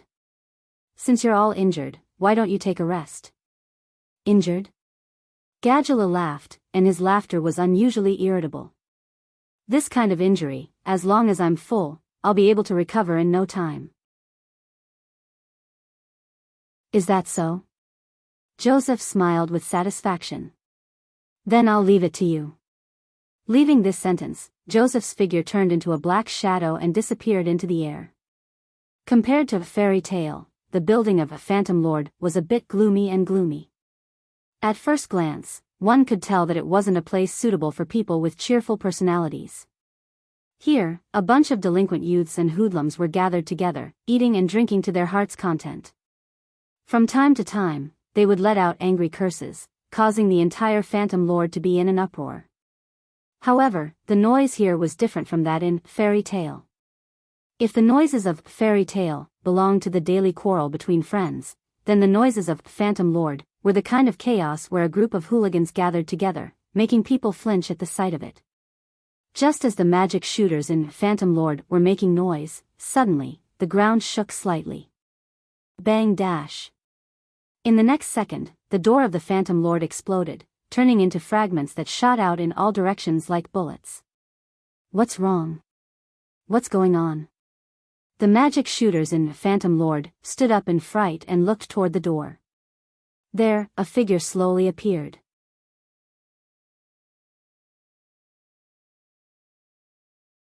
Chapter 371. Who? Without any hesitation, the magic shooters of the Phantom Lord all grabbed their weapons and stood up, looking fiercely in the direction of the door. As long as one was not a fool, they would definitely be able to guess what had happened in the first instance. Someone is here to pick a fight. Under the watchful gazes of the magic shooters, Noah passed through the smoke and flames caused by the explosion of the door and appeared in the eyes of all the magic shooters of the Phantom Lord. He raised his head and swept his torch-like eyes forward. The group of Phantom Lord magic shooters saw Noah appear at the door. At first, they were startled, then they looked at each other and laughed out loud. What, so it's a little brat? Why is this little brat here? Could it be that he's lost? Kid, do you need us to take you to find your mother? Ahahaha. Without exception, all the sorcerers who belonged to the Phantom Lord chose to ridicule him at this moment. In the eyes of these magic shooters, a person like Noah who was not even 20 years old, even if he was a magic shooter, was just a little brat. Since he dared to come to the Phantom Lord, to pick a fight, one could imagine what would happen to him later. Of course, the most important thing was not because Noah was relatively young, but because Noah was only one person. Otherwise, these magic shooters who knew their own worth would definitely not have the guts to laugh at someone who dared to come to the Phantom Lord, to pick a fight. In the face of the mockery from the Phantom Lord's magic shooters, Noah's expression remained unchanged, but the look in his eyes became slightly disdainful, and there was also some indignation and anger in his eyes. Are all the magic shooters of Phantom Lord, such magic shooters of Phantom Lord, such magic shooters? Was the guild that had hidden so many small fries to cause trouble for Fairy Tale? They didn't even have a single person with good eyesight. How could these guys compete with Fairy Tale for the title of the strongest guild?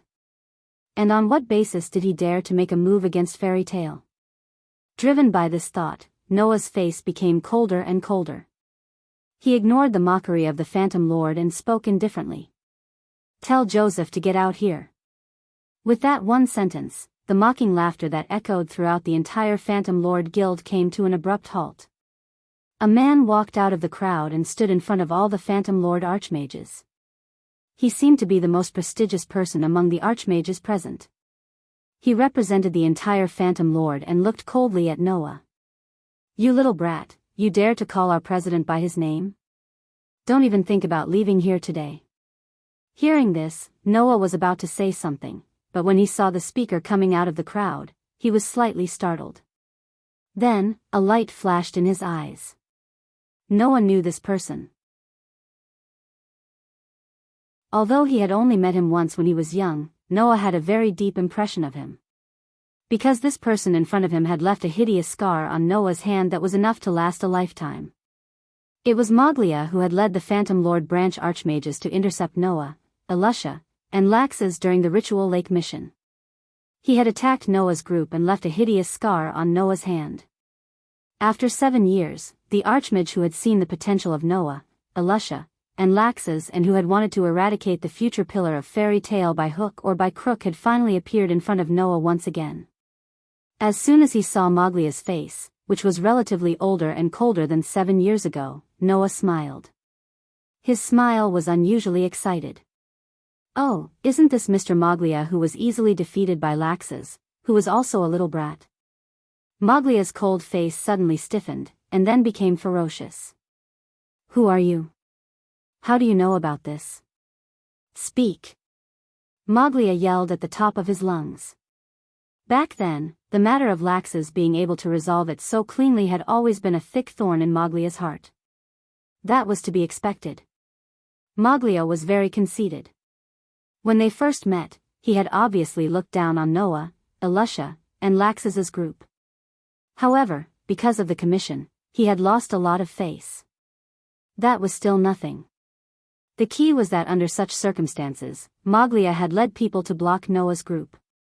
In the end, not only had he been stimulated by the talent and potential of Noah and Elisha, but he had also been easily defeated by Laxus. This made the conceited Maglia go crazy countless times after the incident. However, what could Maglia do? As time passed, Laxus, who had easily defeated Maglia, became an S-rank magic shooter. His strength improved rapidly. Elisha also began to show her talent and received the title of Fairy Queen. Her reputation shook the entire Fiori kingdom. Compared to Elisha and Laxus, Maglia was already more than 40 years old 7 years ago. His potential had long been exhausted. In these 7 years, his strength could only be described as the speed of a turtle compared to Elisha and Laxus. Until now, he had not reached the level of an S-rank magic shooter. How would Maglia dare to seek revenge? He could only bear this grudge and swallow this resentment in his heart. However, after 7 years, this humiliation that almost made Maglia go crazy was once again mentioned.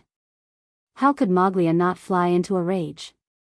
Mr. Maglia is really forgetful. Facing Maglia's rage, Noah only sneered. He raised his hand, rolled up his sleeves, and showed his bandaged hand to Maglia. "Don't tell me you forgot that in order to protect Elisha, you left a scar on my hand." "Elisha? Fairy Queen? Moglia was suddenly shocked, and then his eyes widened. So it's you. In this life, Moglia and Alusha only met once when they were young. In addition, Noah also mentioned Laxas and the matter of protecting Alusha. How could Moglia not think of Noah? One must know that in the past, Noah, who did not know magic, also fiercely punched Moglia's face. That humiliation was not one bit less than being cleanly dealt with by Laxas. Stinking brat. Looking at Noah's face full of ridicule, Moglia's hidden scar in his heart was finally completely opened, causing Moglia to madly roar. I'll kill you. After saying this, Moglia's entire body exploded with a burst of extremely violent and frightening lightning. His body turned into a bolt of lightning, and like a bolt of lightning, he rushed in the direction of Noah, and violently shot in front of Noah. Go to hell. In the midst of the angry roar, Moglia raised his fist, which was surrounded by lightning, against the hot air, and mercilessly swung it at Noah's head amidst the sharp sound of the air breaking. If this punch really hit, then even if it was a magic shooter with decent strength, his head would directly explode, and he would die on the spot. Obviously, Moglia did not have the slightest intention of showing mercy. Once he made a move, it was a sure kill blow, and he wanted to kill Noah. Unfortunately, Moglia was destined to live in tragedy for the rest of his life. Starting from 7 years ago when he chose to surround Noah and his group. Hence, before Moglia could see the scene of Noah's head exploding from his punch, a hand suddenly appeared in front of him, passed through the layers of lightning on Moglia's body, and landed a punch on Moglia's chest. Bang! A violent impact with extremely terrifying power surged into Moglia's body. Poochie! Moglia only felt as if he was hit by a heavy hammer. His chest shook, his body trembled, and he directly spat out a mouthful of blood.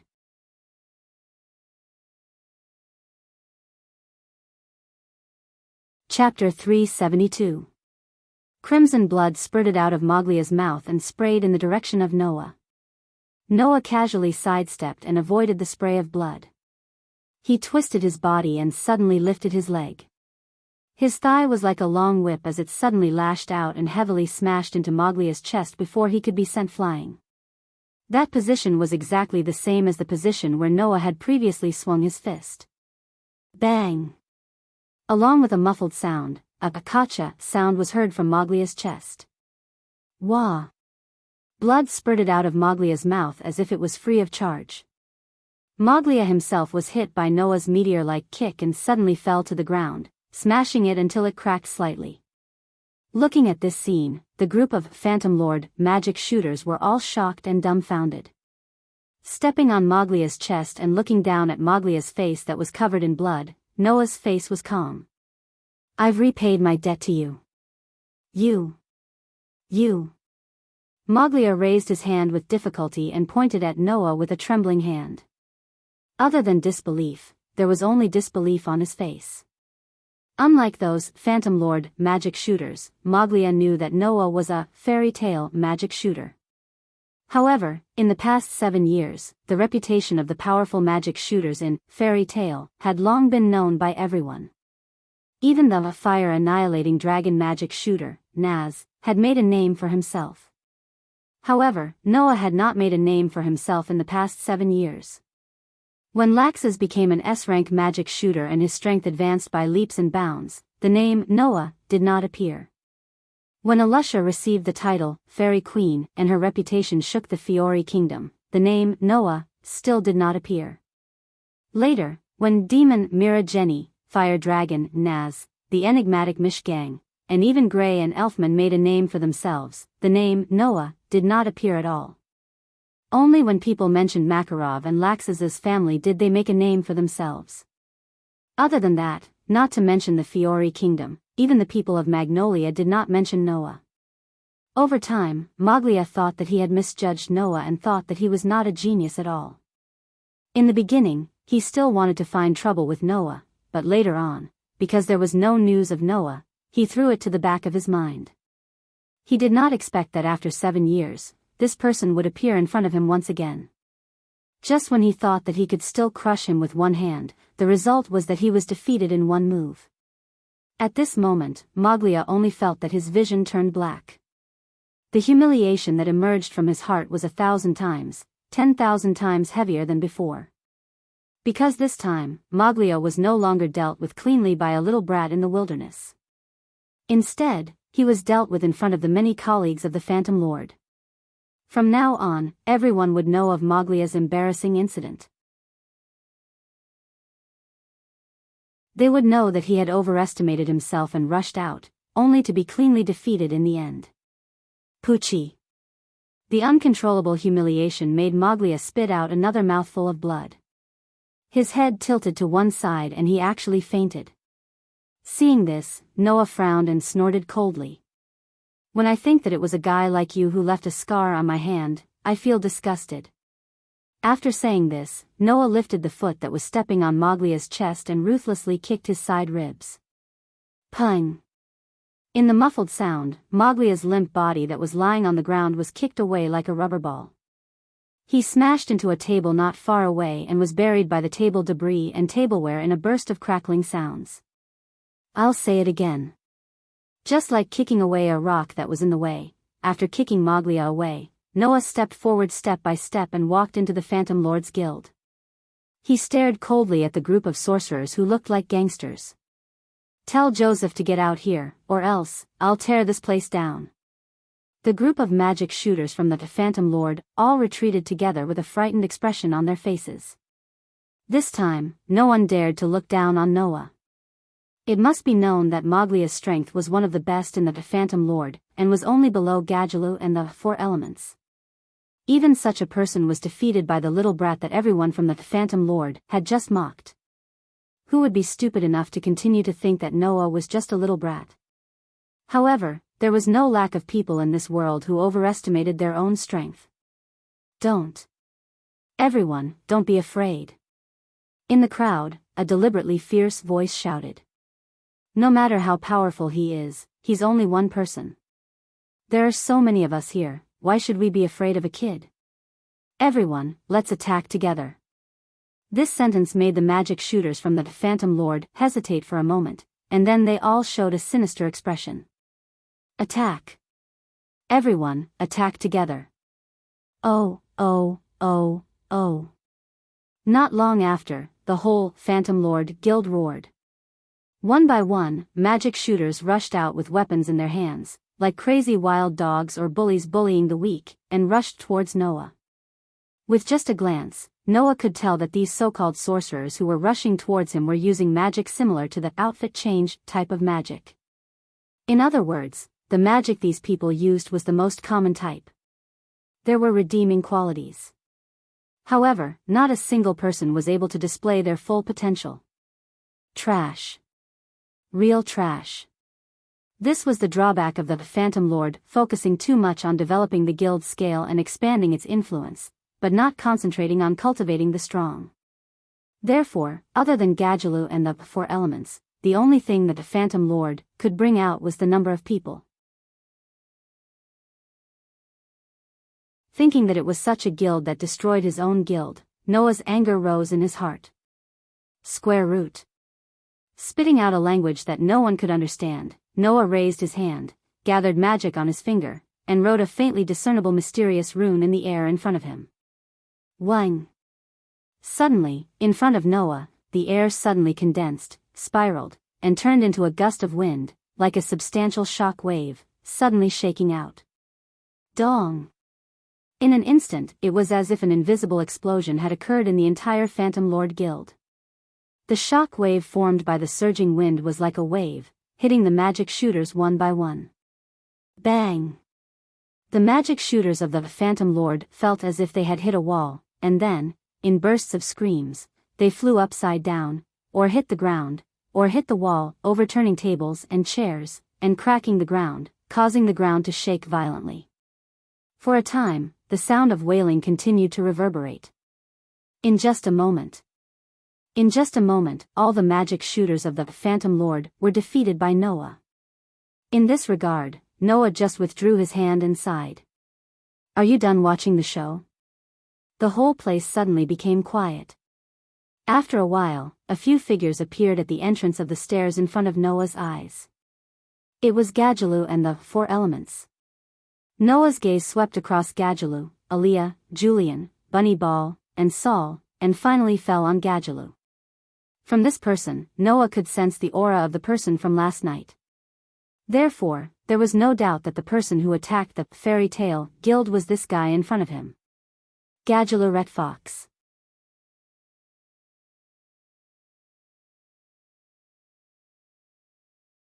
Chapter 373. The wails of the sorcerers from the Phantom Lord were still echoing in the air. In the middle of the magic shooters lying on the ground, Noah, Gadgelu, Aaliyah, Julian, Bunny Ball, and Saul looked at each other from a distance, causing the atmosphere in the air to become heavy. Too sad.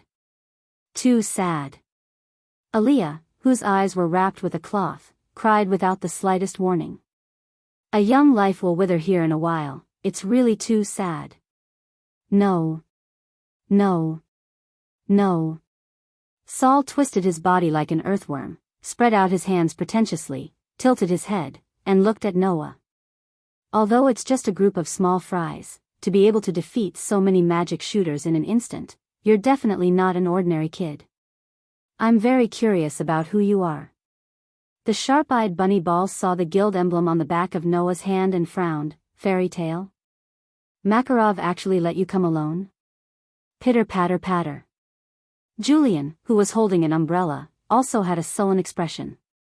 Unfortunately, it seems that this person can't leave here. The 4 S-rank magic shooters from the Phantom Lord spoke as if there was no one else around. They didn't take the wailing magic shooters lying on the ground seriously, nor did they show any importance to Noah, as if they had already sentenced Noah to death.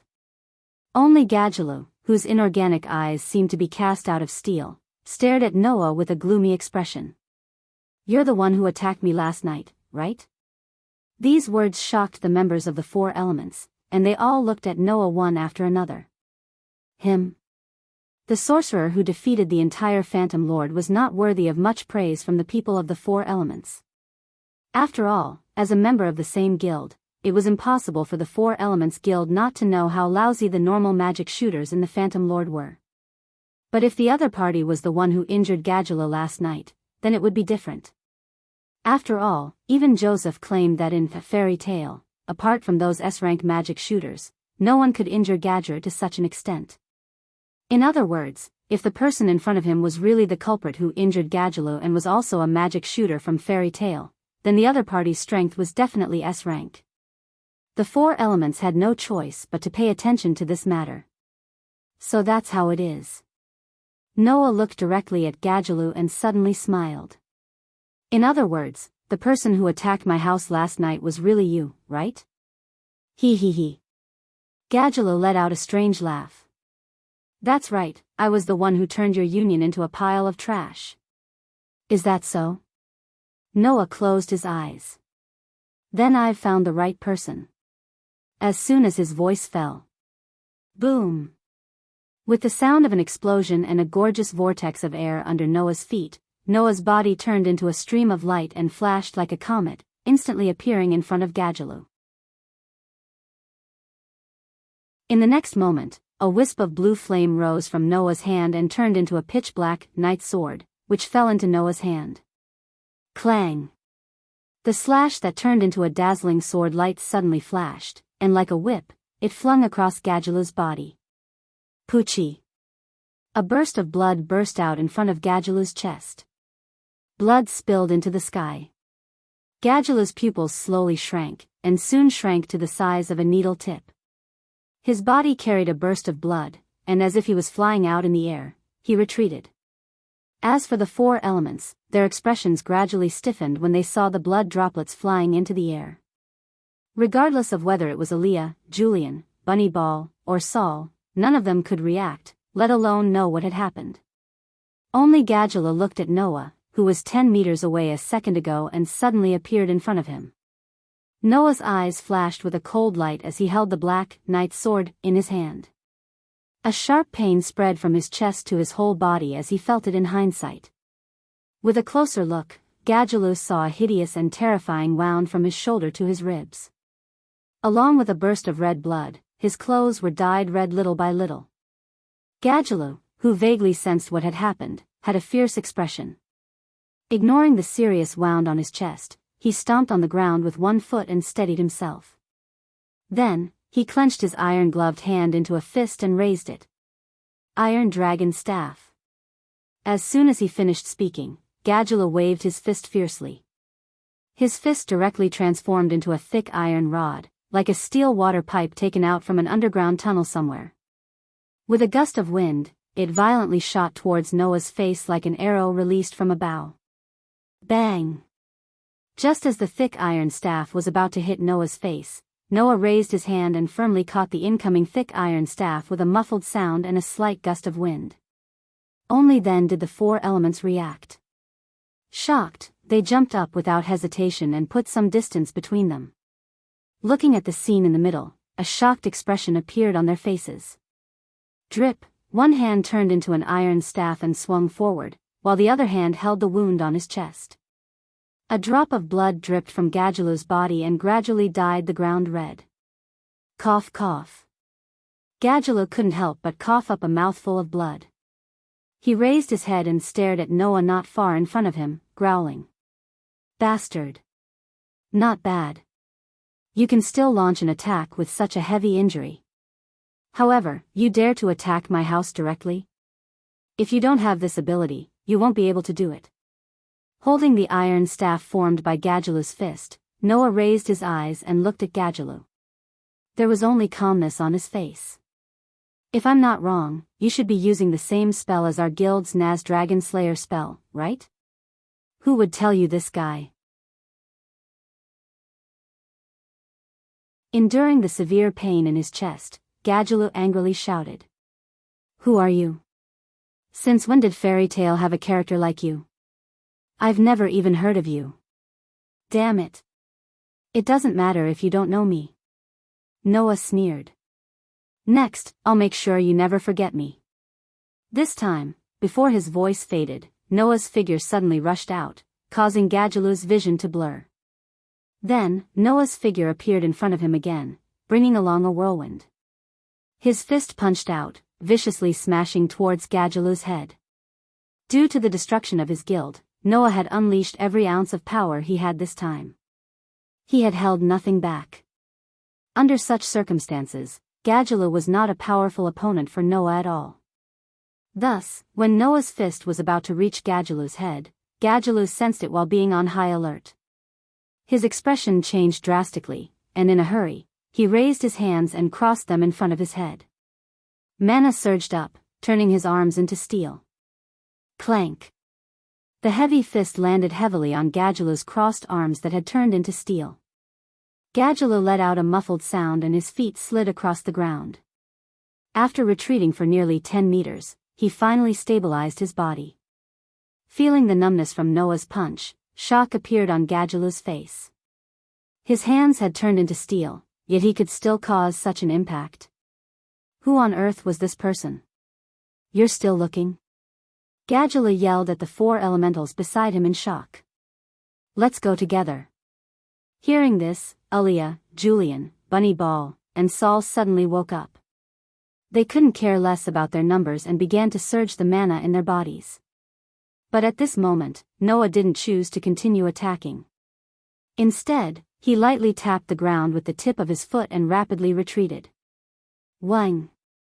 Without giving Gadgelu and the four elements any chance to react, a circle of gorgeous rainbow ripples spread out from the ground with Gadgelu as the center and instantly covered the ground where Gadgelu and the four elements were. In the gorgeous rainbow ripples, runes flashed one after another. Surprisingly, it was the Runi script.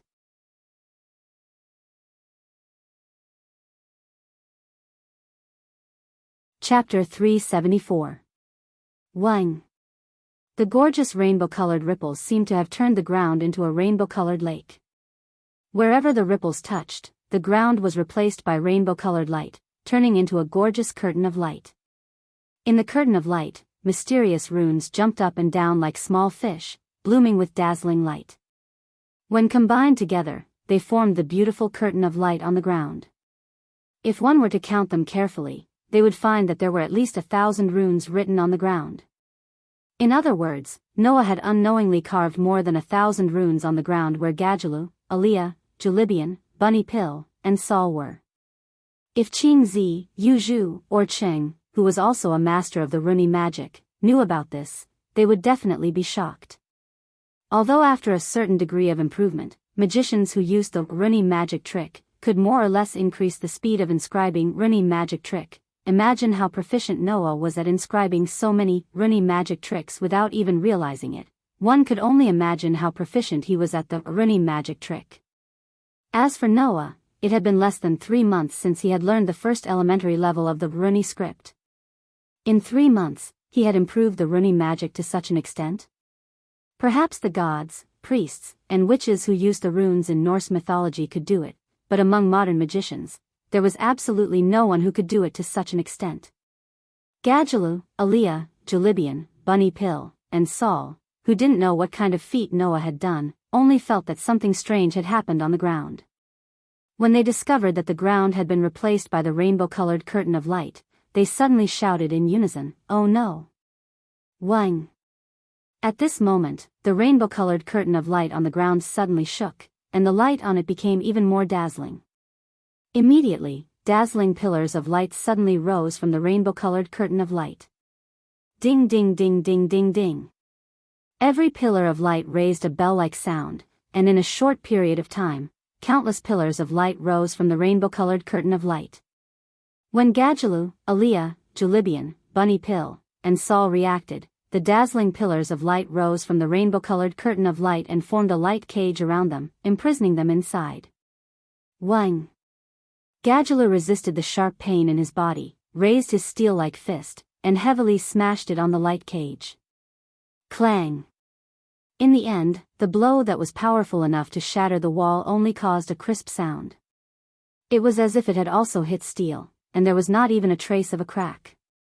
What kind of magic is this? Rune magic? Aliyah, who could no longer pretend to cry. She removed the bandage around her eyes.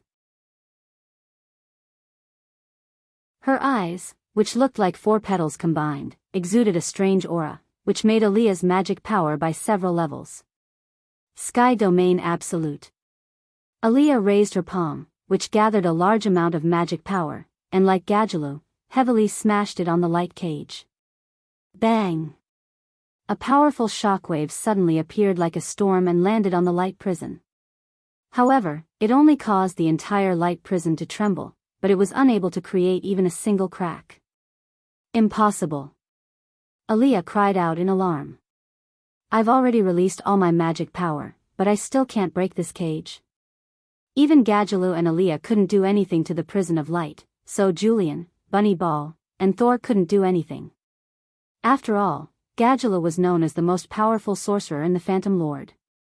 Aliyah, on the other hand, was the leader of the 4 elements and the strongest of them all. If Gadjalu and Aliyah couldn't break this cage, then Julibian, Bunny Pill, and Saul couldn't do anything either. Not even Julibian. The umbrella in Julibian's hand was thrown away at some point, and his body turned into water, but he couldn't pass through the cage. This cage can reflect magic power. Even the ground is imprisoned. Saul cried out. Even I, who can control sand, can't drill into the ground. There's no way out of this cage. Tisk. Bunny Pill, who knew that magic was useless, even used the knife at his waist to slash at the light cage, but it only made a crisp clang sound. No, physical attacks can't break it. In other words, the 5 strongest members of the Phantom Lord, with the exception of the guild leader Joseph, were all subdued by Noah in one move. In front of Noah, regardless of whether it was the strongest of the Phantom Lords, Gadjalu, or the 4 elements, who was comparable to an S-rank magic shooter, they were all like ordinary magic shooters lying on the ground. They were not a match for Noah's one move. This was to be expected. This cage, if it was the S-rank magic shooters of Fairy Tale, any one of them would have the ability to break it. Noah, who was holding the pitch-black knight's sword, stood in front of the 5 light cages and looked at Gadjalu's group of 5 as he sneered. And the S-rank sorcerer of the Phantom Lord doesn't seem to have the ability to do so. the expressions of Gadgelow and the four elements immediately turned ugly. In the outside world, people had always compared Fairy Tale and Phantom Lord, saying that the two guilds were evenly matched. Fairy Tale had 5 S-rank magic shooters, including Mira, Elusha, Kildas, Laxes, and Mishgang. The Phantom Lord also had Gadgelow, Ulia, Jubian, Bunny Ball, and Thor, a group of 5 S-rank sorcerers. Therefore, outsiders had always thought that the two guilds were evenly matched. However, this was actually a misconception. The difficulty of the S-rank magic shooters advancement test in each guild was different. As for Fairy Tale's S-rank magic shooter advancement test, it had always been known as the most difficult test. This was because only S-rank magic shooters could accept S-rank missions. Because S-rank missions were too dangerous, and because Makarov loved everyone in the guild and treated them as his own family and children, Makarov raised the difficulty of the S-rank magic shooters advancement test to the highest level. That way, the magic shooters who could pass the test with powerful abilities would naturally have a higher chance of surviving the mission. But Phantom Lord was obviously different.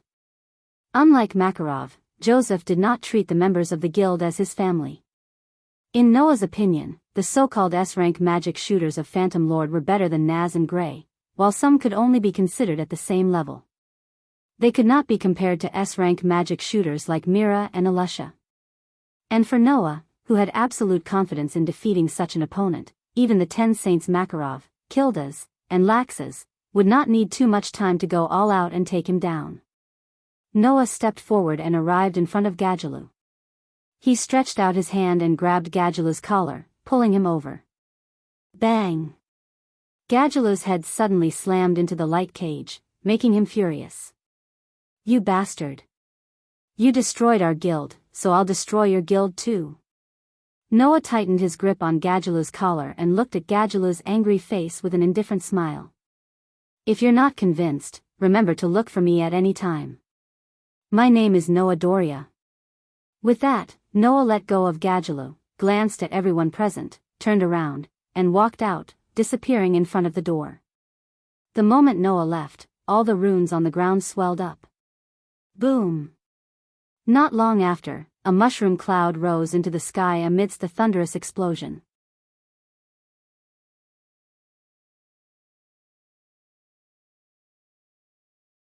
Chapter 375. Pa. Pa pa, the sound of small stones rolling down echoed from time to time, spreading in all directions. Among them, a piece of stone rolled towards the distance, rolling to the foot of a clown-like boot. Bang! The clown-like boot violently lifted up the foot, crushing the stone that rolled to his foot. Following the crushing of the stone, an indescribable evil aura spread out from the owner of the foot. The person who came was the leader of the Phantom Lord, Joseph. Lifting his gloomy skeleton-like face, Joseph gloomily looked at the scene in front of him. He saw that the large building that should have stood there had long disappeared and was replaced by ruins. Rubble from the walls were piled up everywhere in the ruins. Broken pillars were lying crookedly on the bodies of the people buried under the rubble. Flames burned in every corner of the ruins, and a burnt smell filled the air. Seeing the guild building, which was still intact an hour ago, turn into a pile of rubble right before his eyes, the fury and murderous intent in Joseph's heart uncontrollably surged, causing the ink-black and evil magic energy within his body to continuously surge, bringing about an evil aura that sent chills down one's spine. There was only one person here, Joseph. To be precise, Joseph was the only one who maintained a complete consciousness and was unscathed. Looking at the magic shooters who were lying in the corners, buried under rubble or crushed by pillars, Joseph's anger and murderous intent became more and more violent. He didn't know if they were dead or alive, and the magic shooters who should have belonged to the Phantom Lord became more and more violent. Of course, even though Joseph was the guild leader of the Phantom Lord, he wasn't the kind of guild leader who would take pity on his subordinates and sympathize with them. For Joseph, as long as he could ensure the absolute ruling position of the Phantom Lord, and not reduce the overall strength of the Phantom Lord, then he would not feel any heartache about the deaths of his subordinates. The real reason why Joseph was so angry and couldn't help but squander his killing intent was that he had only been away for a short hour, and in the end, his own guild had been reduced to ruins. Who? Who was it? Who had the guts and ability to do this? What about Gadjaloo? Aaliyah? Julian, Bunny Ball, and Saul? Could it be that the person who came was a powerful enemy of the Phantom Lord, who had the ability to destroy the elites of the Phantom Lord? Makarov? No. Impossible. If it was Makarov, then the Phantom Lord, who had already prepared the means to deal with Makarov, would not have become like this. With incomprehensible doubts, frenzied anger, and murderous intent, Joseph lifted his feet and walked into the ruined Phantom Lord. He came to the middle of what was supposed to be the hall. There were only 5 people lying here. They were the so-called elites of the Phantom Lord, in Joseph's mind Gadjaloo and the 4 elements. However, at this moment, not only were these so-called elites of the Phantom Lord covered in wounds, but they were all on the verge of death. Especially Gadjaloo, the injuries on his body were so severe that it was terrifying. If he was not treated, he might even die. In this regard, Joseph did not have any pity in his heart. There was only crazy anger and murderous intent. Dash. At this moment, a charred hand reached out from the side and grabbed Joseph's foot. Joseph subconsciously lowered his head and looked at his feet. There, Aaliyah, who had unsealed the seal on her eyes, propped up a pair of eyes that seemed to be bleeding due to excessive use of magic power. She weakly and with great difficulty spat out a word. This word made the anger and murderous intent in Joseph's heart burst out instantly. Fairy tale. Not long after, Joseph's roar, accompanied by a dark evil magic power, surged into the sky. Joseph did not know. After the fairy tale guild was destroyed, many people in the fairy tale guild were like him, roaring the Phantom Lord in their hearts. On the other side, when Noah returned to the fairy tale, once again, a beautiful figure rushed out and hugged Noah. Big brother Noah. Lisanna? Noah knew who the person in his arms was the moment he heard her address him. He patted her on the back and didn't know whether to laugh or cry. What's wrong? Why did you suddenly rush over like this? You're still talking about it. Lisanna raised her head and glared at Noah. Soon after, she seemed to have thought of something and her slender hands began to caress Noah's body. How are you? Are you hurt anywhere? Let me see. I'm not hurt. Noah hurriedly grabbed Lisanna's hand that was groping his body, knocked her on the head, and said in annoyance, Don't worry about it. Don't make a fuss. People who don't know will think that I went to fight with someone. Hearing Noah's words, not to mention Lisanna, everyone in the guild laughed bitterly. Didn't you go out to fight with someone? It's good that you're fine. Mira also walked out of the guild with a confused smile on her face. The guild has been destroyed. If even you, Noah, are injured, then we really don't know what to do. Mira is right.